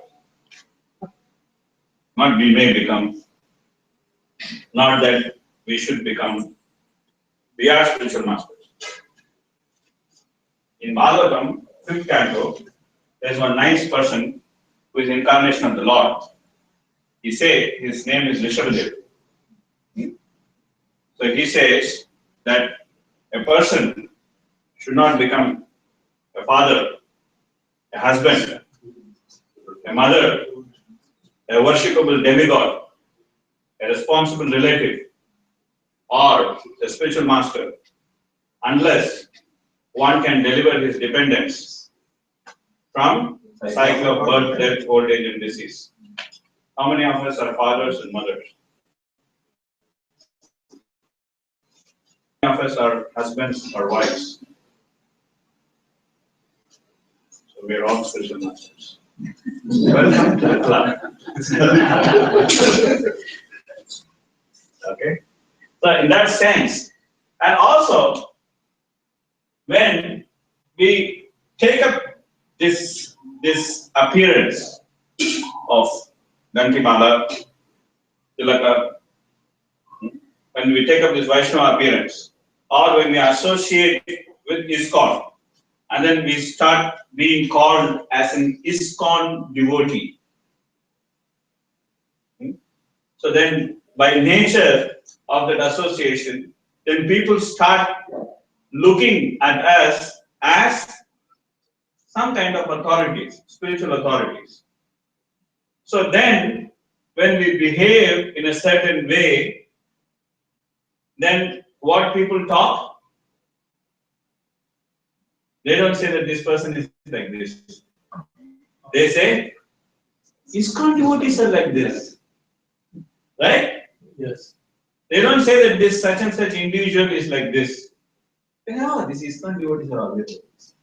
They always talk demigod, demigod. So ISKCON devotees are like this. So the point is that we are in many ways authorities. Okay? Whether we like it or we don't like it. It doesn't mean that when we say that we are authorities, then we say, okay, now I am authority, everybody follows my feet, okay, I am the not like that. Okay. It means that we have a certain position in which people look at us for either guidance or for support. So when any position of leadership, when a person is there in any position of leadership, then such person should be able to control the urges. If a person is not able to control the urges, then he is not fit to be a leader. We have very famous examples or notorious examples of great personalities, even on modern days, who are not able to control their urges and then fell down from their position. Many people. You just see the newspaper, how many great politicians, this scandal, that scandal. How many people keep falling down? Why? Because not able to control the urges. Not able to control the urges. So for anybody in any leadership position, in any position of authority, the first duty is to control the urges. So without controlling the urges, one cannot claim a position of authority. So in that sense, if one is considered a human being, then he has to control others. Not a devotee, not something else. If one has to be considered as human being, then he has to control the urges. And this is not out of our experience that, no, I don't know how to do this. No. I'm going to give you a gross example. Please continue. When a dog wants to mate, what he does? He just mates. He doesn't see whether people are seeing or they're not seeing. He doesn't see whether the place is clean or not clean. He doesn't see whether the she-dog is wearing a perfume or not. He doesn't worry about all those things. He just goes behind the she-dog and mates. Because he has an urge and he has to take it. Right? But when it comes to human beings, a civilized human being doesn't do like that. The urges are controlled. So the very fact that we have to be a civilized society means that one has to control his urges. That's why we have so many rules. That's why we have so many regulations in a civilized society. I'm not talking about devotees. I'm talking about just a civilized society. A civilized society means that one has to control his urges. I cannot go on the road, see that there's a nice, beautiful shop that's selling nice gulab jamun. So I don't have any money. I just go to the shop, take one gulab jamun, pop it in my mouth, and then tell him bye-bye, and then go. So I will be arrested for stealing gulab jamun. So I know that if I don't have money in my purse, I can only see food. It's called seafood. Okay? You don't eat it, you just see. It's called seafood. Okay, so I'm just trying to make a point that this is not out of our experience that we don't control our urges. Okay? So it is not something which we cannot do. It's not, we don't have to think, oh, this is all meant for spiritual master. Let's not get into this. I'm not going to make disciples all over the world. A basic human being means that we know that we have to control our urges. Our bodily urges have to be controlled. The first thing when a child grows up, the father and mother, what they do toilet training to the child. So what is toilet training? Control of urges. So this is not something which we have not practically done. This is not something which is oh, I cannot do this. We don't have to be afraid with this shloka. This is something which we do day in and day out. But only thing we have to become more conscious of what all things are to be controlled and in which way they are to be controlled. So that we can become, from a human being, we can qualify to become a devotee. That's what this is all about. It's clear? Questions? Looks okay now? Doesn't look very fearful? Looks practical? But the practice is difficult. No, practice is not difficult, that's what I'm saying. Because we are controlling. I'm just saying that we are controlling. It's not that we don't control. We are controlling. I just gave an example that I say gulab jamun, I don't just go and pop it just because I like it. Even if we go to some house, okay, and they invited us for prasadam, and gulab jamun is sitting on the table, and we know that it is going to come to my plate in maybe 15 minutes time. Still out of etiquette, we don't talk, take it, right?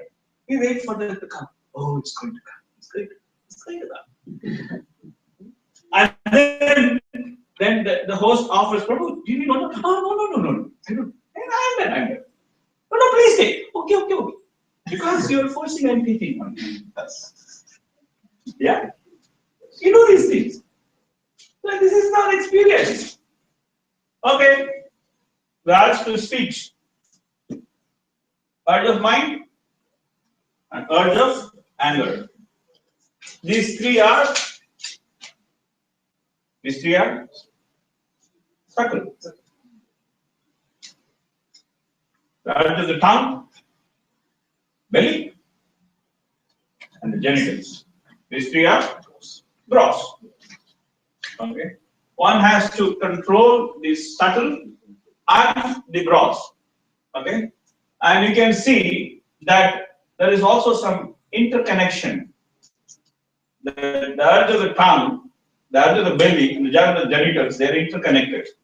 So the gross urges start with the tongue and end with the genitals. Okay. Okay. So in the beginning of the purport to this verse, Prabhupada is talking about what?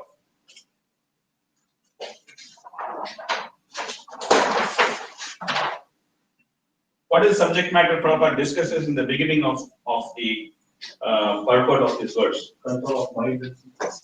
No. Yes, he's talking about atonement. So why does Prabhupada talk about atonement when we are talking about urges? What is the link? What is the connection? Why does Prabhupada take up discussion on atonement? He makes a whole discussion on atonement. He quotes 6th canto from Parikshit Maharaj and Sukadeva Goswami, where Sukadeva Goswami is actually, Parikshit Maharaj is actually saying that that these things, whatever you have suggested as atonement process, I don't like them because it simply takes a person back to sinful activity. क्वचित् निवर्तते अबद्धात् क्वचित् चलति तत् पुनः प्रायश्चित्तम् अपोर्थम् मन्ये कुञ्जर शौचवत्. He says that a person he takes the process of atonement, okay, and then performs the process of atonement, and then he goes back to the sinful activity. So this kind of prayashchitta, this kind of atonement is useless because it's like an elephant taking a bath. Like if you see elephant taking bath, we have Mayapur 2 elephants. So now and then we see how the elephants take bath practically. So they have a big tub, these 2 elephants. So they throw all the water and they become very clean. And after becoming clean, they go out into the garden and throw all the mud on their head. And then they become dirty. So this is how elephant takes bath. So it's a Manve Kunjala Sauchavat. That is like elephant taking a bath. So why is this whole discussion on prayashchitta when we are talking about urges? What is the connection? Don't make the same mistake. Don't make the same mistake again. Okay, that's about prayashchitta. What about urges? Why? What is the connection?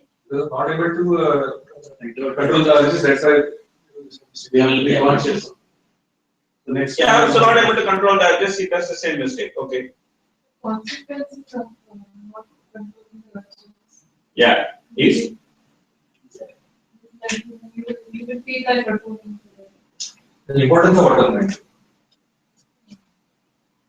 Why should one feel like atoning if he is not able to control the urges? He just freaks out if he doesn't control the urges. You just go to the shopping mall and then see. Especially I was in Dubai. Go to the shopping mall and see. I see that even Bahrain is very sattvic. When in Dubai, go to shopping mall, people are just freaking out. They are not able to control their urges. They are freaking out. So nobody is talking about atonement there. So They are supposed to atone the importance. yeah. So what is the connection? I'm asking, what is the connection between atonement or the need for atonement and the urges? What is the connection? Where is the connection? Right and wrong. Right and wrong. Okay. What does it mean? This is cryptic language. Right and wrong. What does it mean? Temple is written that real atonement is awakening our dormant Krishna consciousness. Yes, true. But why he is talking about atonement? This is my question. We are talking about urges. He is talking about atonement. So I am asking, what is the link? Awakening that Krishna consciousness need to control the. Okay. We must be aware that we have done wrong, so that the next time we don't. Okay. What is the nature of urge? Yeah, it keeps on coming. And how does it come? By sense. Sense perception. Do you plan for it? I'm going to get urged to eat a gulab jamun. Do you make a plan for it? Either to see Yeah. or hearing or smelling. It can be. Jayato Vishayan Pumsaha Sangasthejo Vijayate Sangar Sanjayate Kamaha Kamat Krodho Vijayate. Okay. So when the senses meet to the sense object and when there is not enough control, then what happens? Then there is an urge. And the urge strikes like a snake. Exactly like a snake striking, the urge strikes. There is no plan. There is no plan. You don't know what happened to you. You get zapped. You heard this word, get zapped. Yes. You get zapped. You don't even know what happened to you. And then after everything happened, you start, how did I do this? It's called urge. You don't even know that what happened to you. But you are so overwhelmed that you have to just do it. That's why, the famous brand Nike catches on the urge of people. Just do it. That's how Kali Yuga works. Just do it. Okay. So the source of urge is no. Mind contemplation. Impressions. Words. You're close. The source of urge is Impression, past impression. of past impression of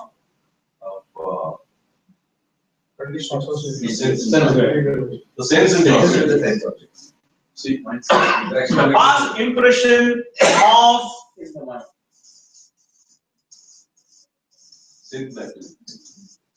sinful acts. This is the source of the urge. That the urge comes from sinful act. The tendency to sin is the mother of all urges. Okay? So the urges come from the past impression of sinful act. We have sinful samskaras in our mind and it is just staying there. And at the right time, when the sense and sense object, they come in contact, the urge comes and strikes us like a lightning. Because there is already a previous samskara of that sinful activity. A thief, he sees that he can pick the pocket of a person and then he's in a perfect situation and there's nothing stopping him from doing it. He cannot control his hand. He has to just go and pick the pocket of that person. Because he has that sinful activity. He has that impression in his mind. The previous impression of sin is the mother of urge. Yes, sir. The impressions what we have when we think that it is like. Yeah. Is that the impressions comes from the past life? Yeah, it comes from all the 8,400,000 species we have traveled. That's why sometimes we do sin like cat, sometimes we do sin like dog, sometimes we do sin like hog, sometimes we do sin like different people. So why do we do sin like these things? Bhagavatam has a whole category of people. Swavit Varahvasta Karai Samskrita Purusha Pashu Nayat Karna Pato Peto Jatu Rama Kadal Vidaha, Bhagavatam says. So Bhagavatam has 4 categories of people. The dogs, the hogs, the camels, and the asses. And all of them are sinning. The person who is like a dog, he sins like a dog. The person who is like a hog, he sins like a hog. The person who is like a camel, he sins like a camel. And the person who is like an ass, he sins like an ass. So why do they do it? Because they have gone through that lifetimes. So that's why they do these things. So it's an impression which is carried through millions of lifetimes. Okay. That's why human life is a life of responsibility. And the life of responsibility starts with controlling these 6 urges. And urges come because we have done sinful act. And the purpose of atonement is to remove these sinful activities. That's why Prabhupada talks about atonement. Prabhupada says that the purpose of atonement is to remove the sinful activities, but because the process of atonement does not remove the sinful activities, sinful impressions in the mind, so what happens? A person becomes victim of his urges of his own sinful activities. It's not somebody else's sinful activities, his own sinful activities. Therefore, he concludes that anybody who wants to control the urges, he should take up the process of devotional service, because devotional service is the only process by which these sinful activities can be nullified completely. So those who study the nectar of devotion, they remember something called as cycle of sin. Yes. Yes? So somebody can draw cycle of sin. Only speaking. Okay. Okay.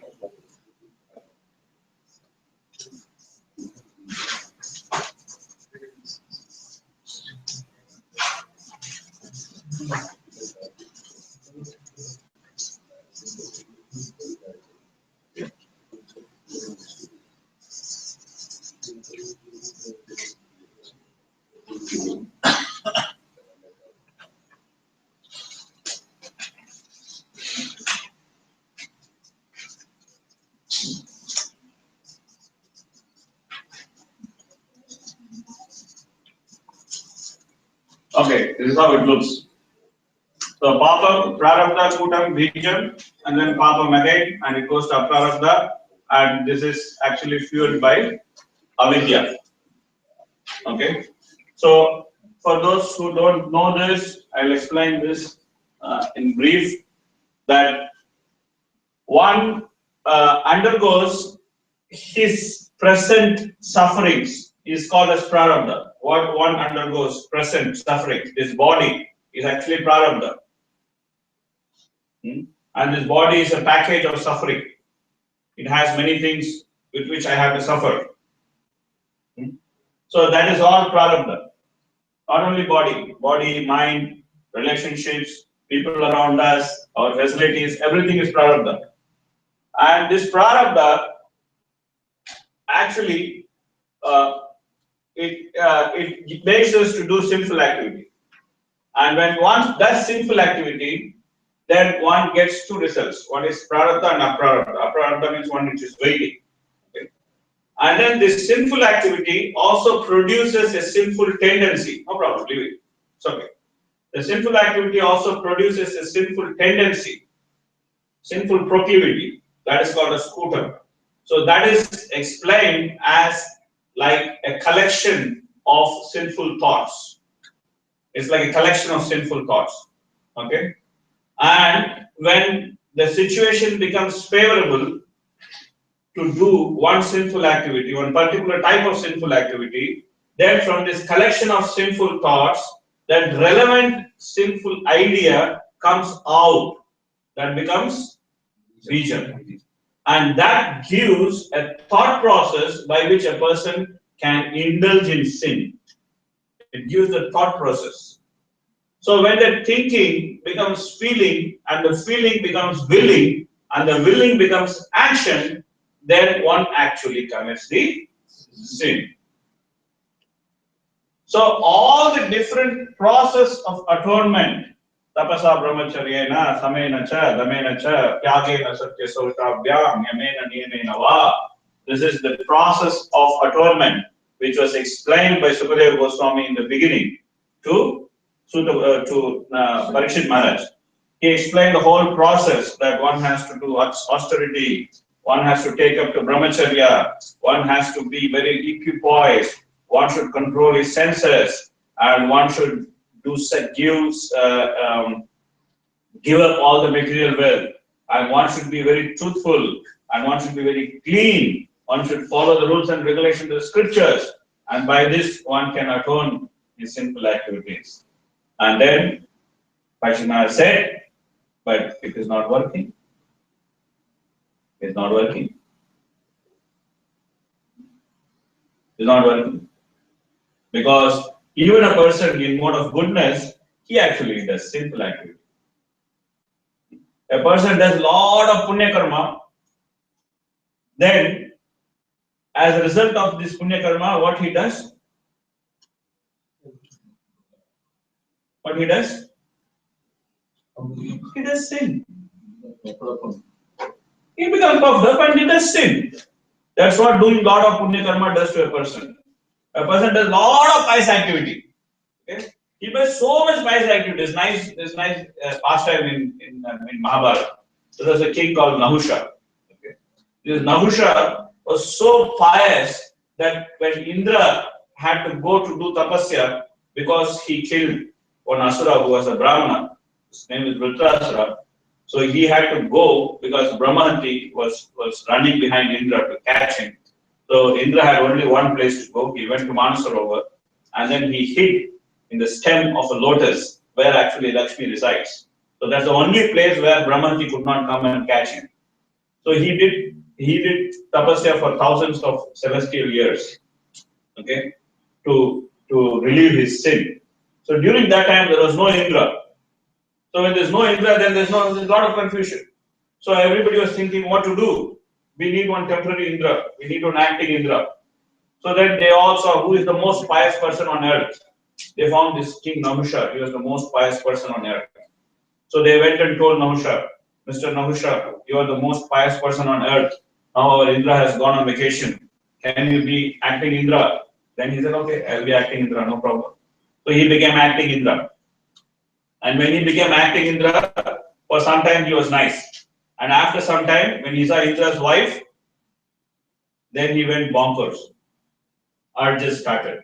He thought, okay, I am Indra. She's Indra's wife. So she's my wife. So why don't I have a nice time with her?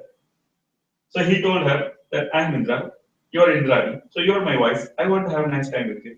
And then she said, oh my God, this guy has got crazy.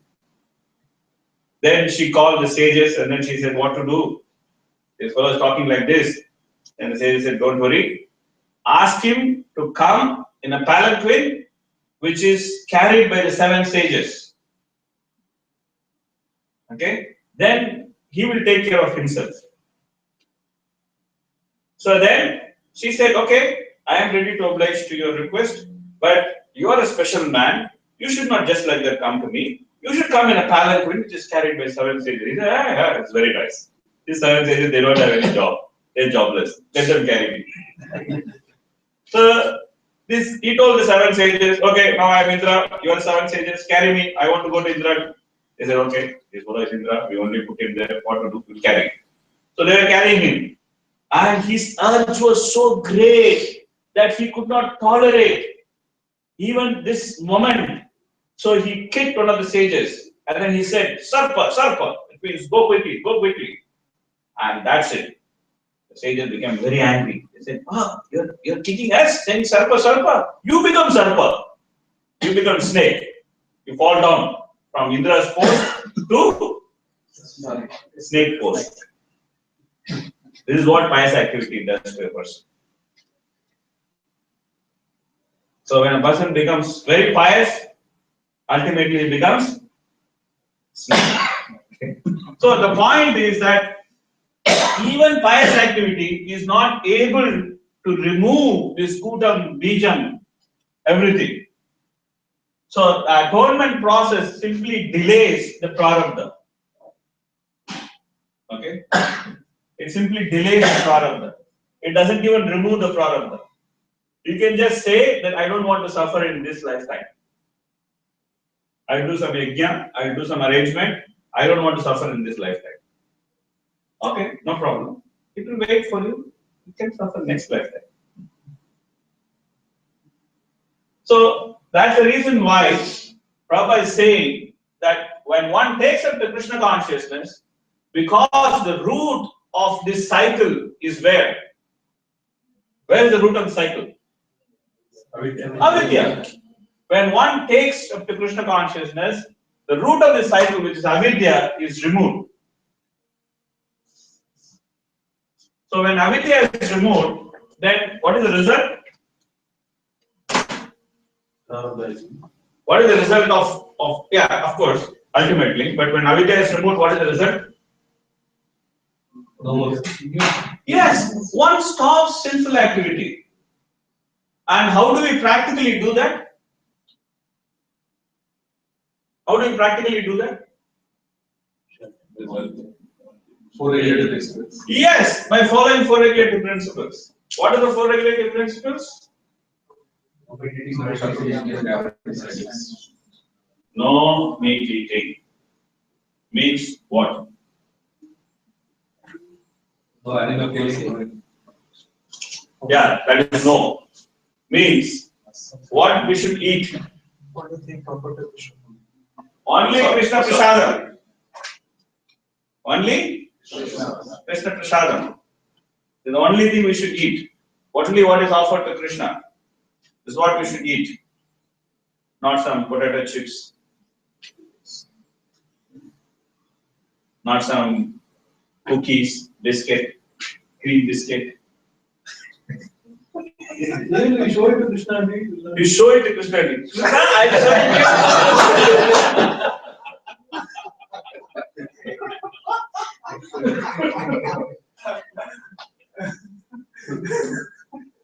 It's better than not showing.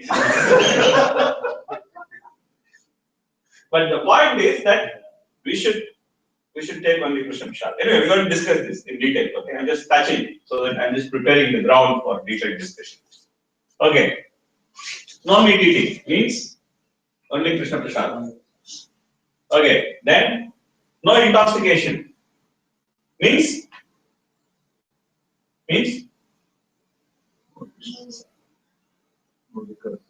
yeah. No tea, coffee, No tea, coffee. Yeah.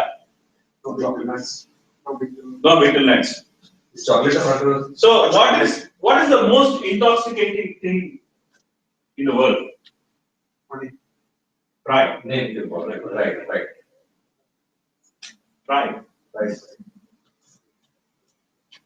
No intoxication means No pride. no pride. No puja. No lava. No pratishtha. No idea that everyone glorify me. Looks so nice when people glorify me. Let me hear my own glories. Something like that. Okay. So we finished no meat eating, we finished no intoxication, and then no gambling. No gambling means No wasting of time. no wasting of time. Okay, no gambling means No driving. no speculation. No gambling means No driving a car very fast. not driving a car very fast. Not chanting while driving. Not chanting while driving. Yes. No gambling means not thinking that something which happens in our life is not related to Krishna. This is called no gambling. Which means that we don't think that these things happen by chance. This is the idea of no gambling. No gambling means that we accept that everything happens by Krishna's mercy. This is called no gambling. The moment we start thinking that something or someone other than Krishna is causing something in our life, then it is called as gambling mentality.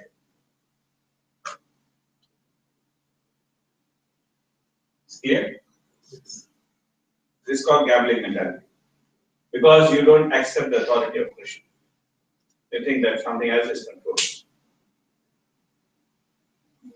There's no gambling. Now illicit sex is easy.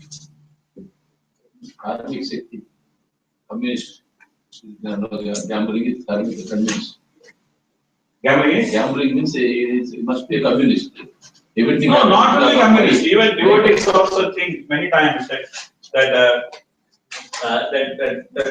let's say, like for example, they think that okay, this person is troubling me. Okay, this person is the cause of my trouble. This is gambling mentality. Because that person is not the cause of our trouble. We are the Krishna is not the cause of our trouble. We are the cause of our own trouble. There is no message of Krishna, we are cause of our own trouble. We are the cause of our own trouble. And that trouble comes to us by the arrangement of Krishna's law of nature. And if we don't understand that, that means we have gambling mentality. We're gambling with our life. We think, okay, this fellow not good. Okay, so throw him out of my life and then bring some other fellow. Change my situation. Your gambling mentality means you change your material situation to solve your problem. This is called gambling mentality. The material situation is not going to solve your problem. The spiritual situation is going to solve your problem. Anyway, so no meat eating, no illicit sex, no intoxication, no gambling. So when we follow this, then there is no sin. We don't do any sin. Okay? We don't do any new sin. when we follow this. That means there is no avidya. So that's the reason why following four regulative principles is key to progress in Krishna consciousness. If one actually wants to be serious in the progress of Krishna consciousness, one should take to heart to follow the four regulative principles. If one does not take this to heart and one does not understand that one has to seriously practice the four regulative principles, then we'll always be victim of urges. We'll always be the victim of urges. So the point which we're trying to make is that to control the urges, one has to take up Krishna consciousness. The process of taking Krishna consciousness also includes the process of stopping sinful activity. We may think that this one biscuit is so harmless. There is nothing going to happen to me if I just devour this one biscuit. But when we eat that one biscuit, what are we doing? We are opening door for one urge to come and strike us.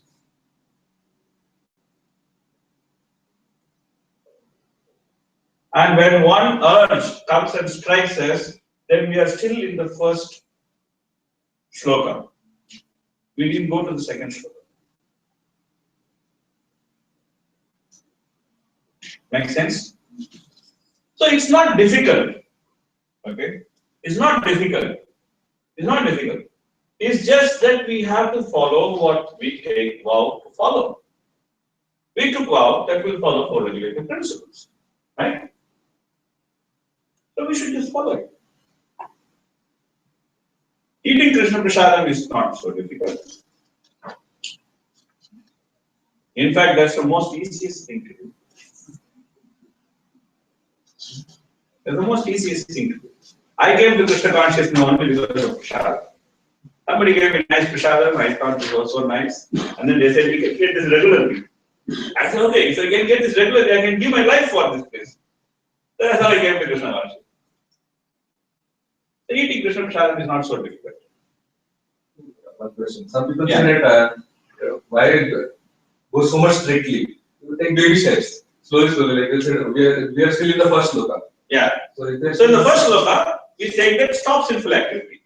We are not saying that go and dance with Radharani. So the baby step is to stop sinful activity. But it's like somebody is still eating the biscuit, somebody is still eating the biscuit. So when they still eat the biscuit, and when they come and open Upadeshamrit, and then Prabhupada writes in the preface that one should strictly follow the Rupa Goswami.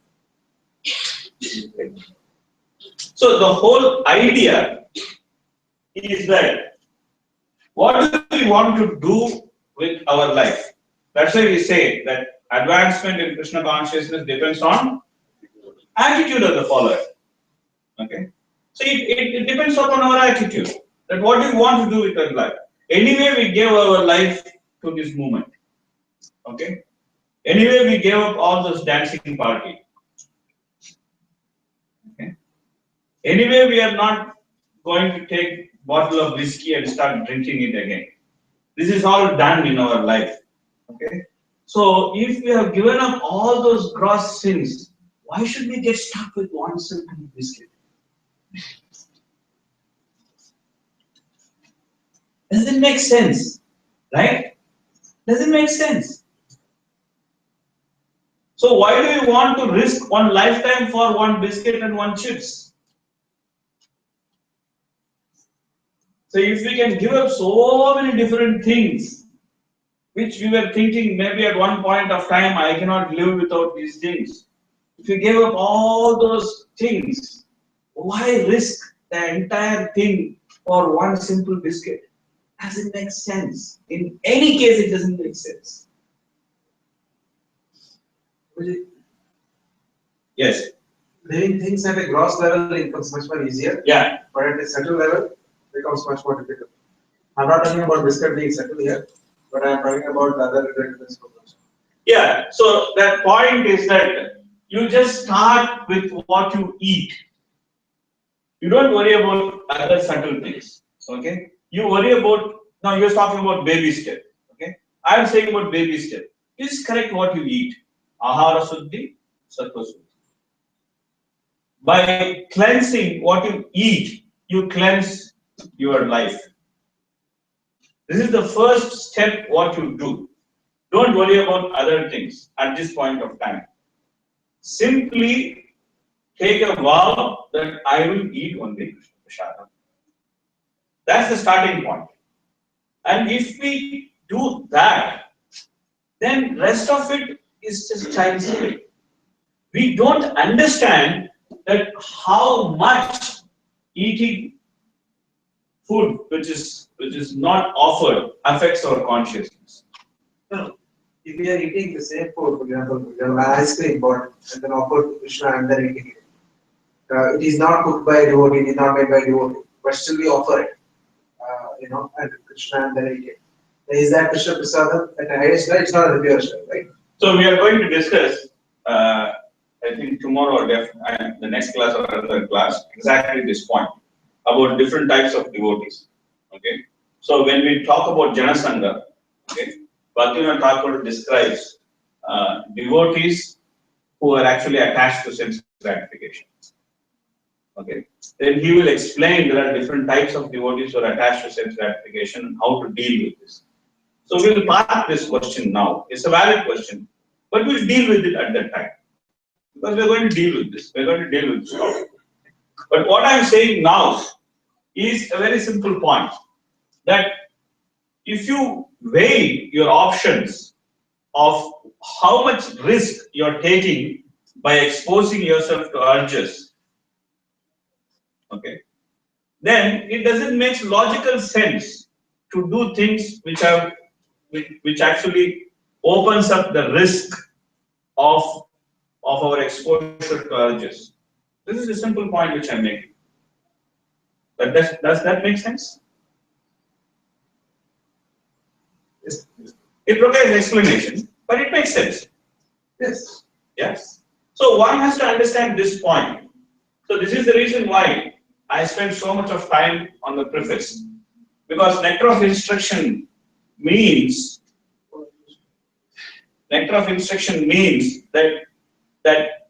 that doing things practically. Okay.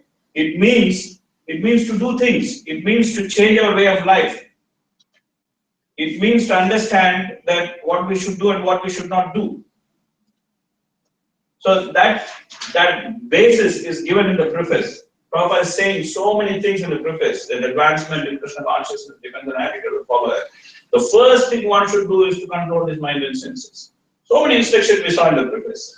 Why? Because Prabhupada makes the foundation for what we are going to face. And this is only first shloka. We didn't go to the second shloka still. This is only first shloka. It's good. We need this discussion. There's nothing wrong with this discussion. We need this discussion. Because we are learning nectar of instruction not to write some exam and then get some Bhakti Shastri degree or get some marks for this. Because this is life science. Nectar of instruction is life science. You may write the exam, you may not write the exam, but I would urge you to write the exam. I would urge you to write the essay. But more than anything, I would urge you to understand that this is practical thing. This is what we are supposed to do. This is why we are given our life for. Which means that reading nectar of instruction means that there should be some change of heart. There should be some change of habit.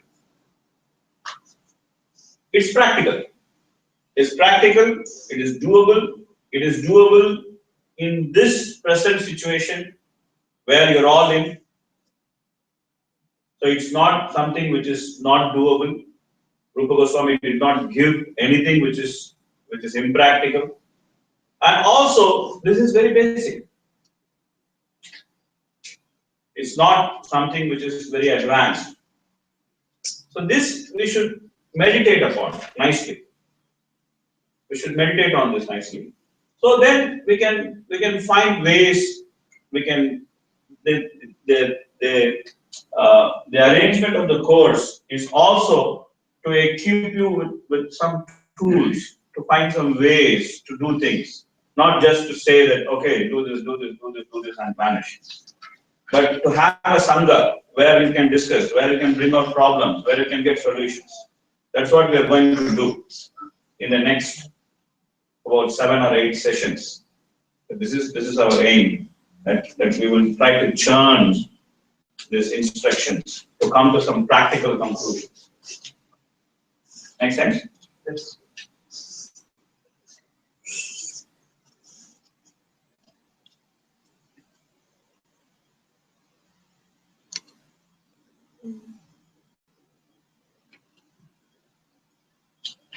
Oh. No, I got small doubt here. Yeah, done. There are so many intelligent people, they got substitute for all these things. I have seen so many Ekadasi, Yeah. they are eating substitute for, drinking substitute for coffee, tea. There are so many I have seen. So what is the understanding in that? So one thing about Krishna consciousness we should understand, okay, is that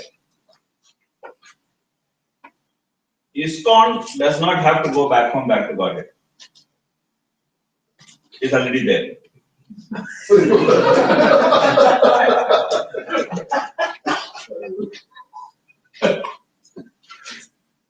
Prabhupada said that ISKCON is already there in the spiritual world. It does not have to go back home, back to Godhead. Okay? Who has to go back home, back to Godhead? I. Not we. When you say we, means this somebody else here, there, everything. I have to go back home, back to Godhead. Right? So if I have to go back home, back to Godhead, I should prepare myself to go back home, back to Godhead. Irrespective of another person drinking barley coffee. I have seen this in USA. They told no problem, you can drink. Yeah. See, absolutely there is no problem. You can do many things. Even Okay? even in the New Vrindavan temple, Yeah. they were giving like this. So the point is that when I was leaving for Bahrain, that day morning I gave a class to the Russians. Okay. So one of the questions which was asked in the end of the class, I'll close with this. One of the questions which was asked at the end of the class was that how much time it will take for us to become Krishna conscious? This is the question. So I said that according to Srimad Bhagavatam, it takes 1/9 of a second for us to become Krishna conscious. Then that person said that this is not practical. So then I gave an example. And I am sitting in Chaitanya Bhavan. So from Chaitanya Bhavan to Radha Madhav temple, how much time it will take? It will take 5 minutes. So I will make the example relevant here. Now we are sitting in this house. So in this house, there is an altar inside. Jagannath is nicely sitting there. How much time it will take to go and take darshan of Jagannath? Okay. 1 minute. 1 minute. Half a minute. Okay. If I go from here, go to the ground floor, come back and take darshan of Jagannath, how much time it will take? 5 minutes. If I go from here, go up to the airport, come back and take darshan, how much time it will take? 50 minutes. Half an hour. If I go to the airport, catch a flight, go to India, come back and take darshan, how much time it will take? 10 hours. 10 hours. If I take a flight, go to India, don't come back, how much time it will take? Does that answer your question?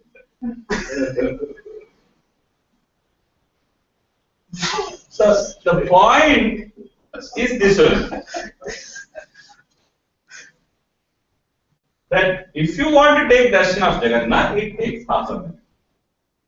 But if you want to go to India, stay there for a few lifetimes, and then come back, and then see if I can take darshan of Jagannath. It's up to you. Nobody can stop you. Krishna says that we have to be happy. Correct?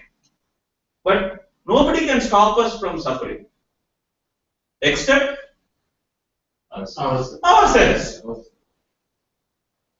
We claim that we want to be happy. Okay? But we are determined that we should suffer. We are determined. We are Dridhavrita. That we should suffer. So when Krishna makes a proposal through Rupa Goswami that do this, you can be happy. And we say, no, I am supposed to suffer. How can I do this? It's not practical to be happy. I have to simply suffer. Right?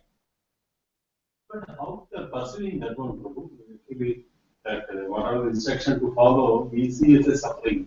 Yeah. That's why we say this one is better than that suffering. Yeah. So how we pursue? Why we pursue like that? Why you perceive like that? Because we are seeing everything with colored glasses. Prabhupada said that if you look everything through green glass, everything looks green. Okay? So we have this conditioned mentality where it makes us think that we have causeless faith on Maya and we have causeless enmity with Krishna. So we think that Maya is always nice. So Maya has two potencies.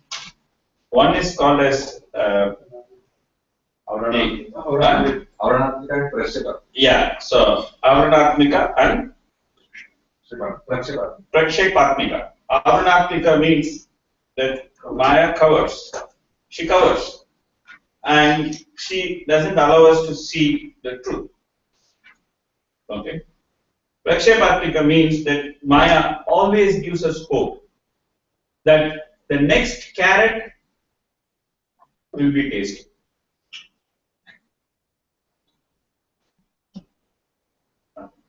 So I'll tell one small story. Okay. With that we'll finish. So there were two donkeys. And both these donkeys were nice friends. And they had a master who was horrible. Really horrible. And this master used to load these donkeys like anything. And what he will do is that he will put a stick on the donkey's neck and then he will hang a carrot in front of it. The donkeys will think every day that I am going to eat this carrot.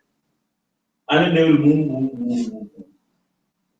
They will go to the river, then he will clean all the clothes, put all the wet clothes back on the donkey's back, and then put the same carrot. And when they come back, he will remove the carrot, make korean and eat. He will not give it to the donkey. So one donkey got fed up with this master. And then he said that I am going to escape. I am going to go to the forest. So this donkey escaped and went to the forest. And when he went to the forest, he was really happy. He was free. So after some time, he was thinking about his friend. He said, oh, my friend is suffering so much. Let me also make him escape. So he went to his friend one night and then told, my dear friend, forest is very nice. So you please escape from here and come. You'll be happy in the forest. Then this donkey said, no, I have better plans for this. I'm going to stay. So then this donkey said, hey, you have better plans for happiness. I want to stay here. How is this possible? This master is a horrible fellow. Said, yeah, he's horrible. And after he went, he became more horrible. He didn't even take one more donkey. He is making me do the work of two donkeys. He said, why don't you want to escape? No, still there is a plan for it. Then this donkey asked, oh, what is the plan? Secret plan. So if I tell you, then you will execute that plan. No, I don't execute the plan. I am very happy in the forest. You please tell me the plan. Then he said, let me go. This master, he has one daughter. And she is number one student. And every day, this master is telling the daughter that if you don't pass your 10th standard, I will get you married to this girl. And I am sure that she will not pass her test. So, which means that I will get married to her. So, I will become my master's Daman, then I will be happy.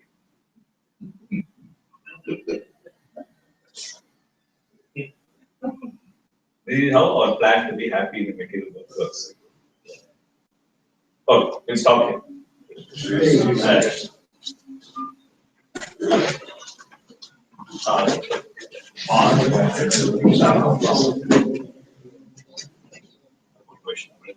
Jai Shri Prabhupada ki jai.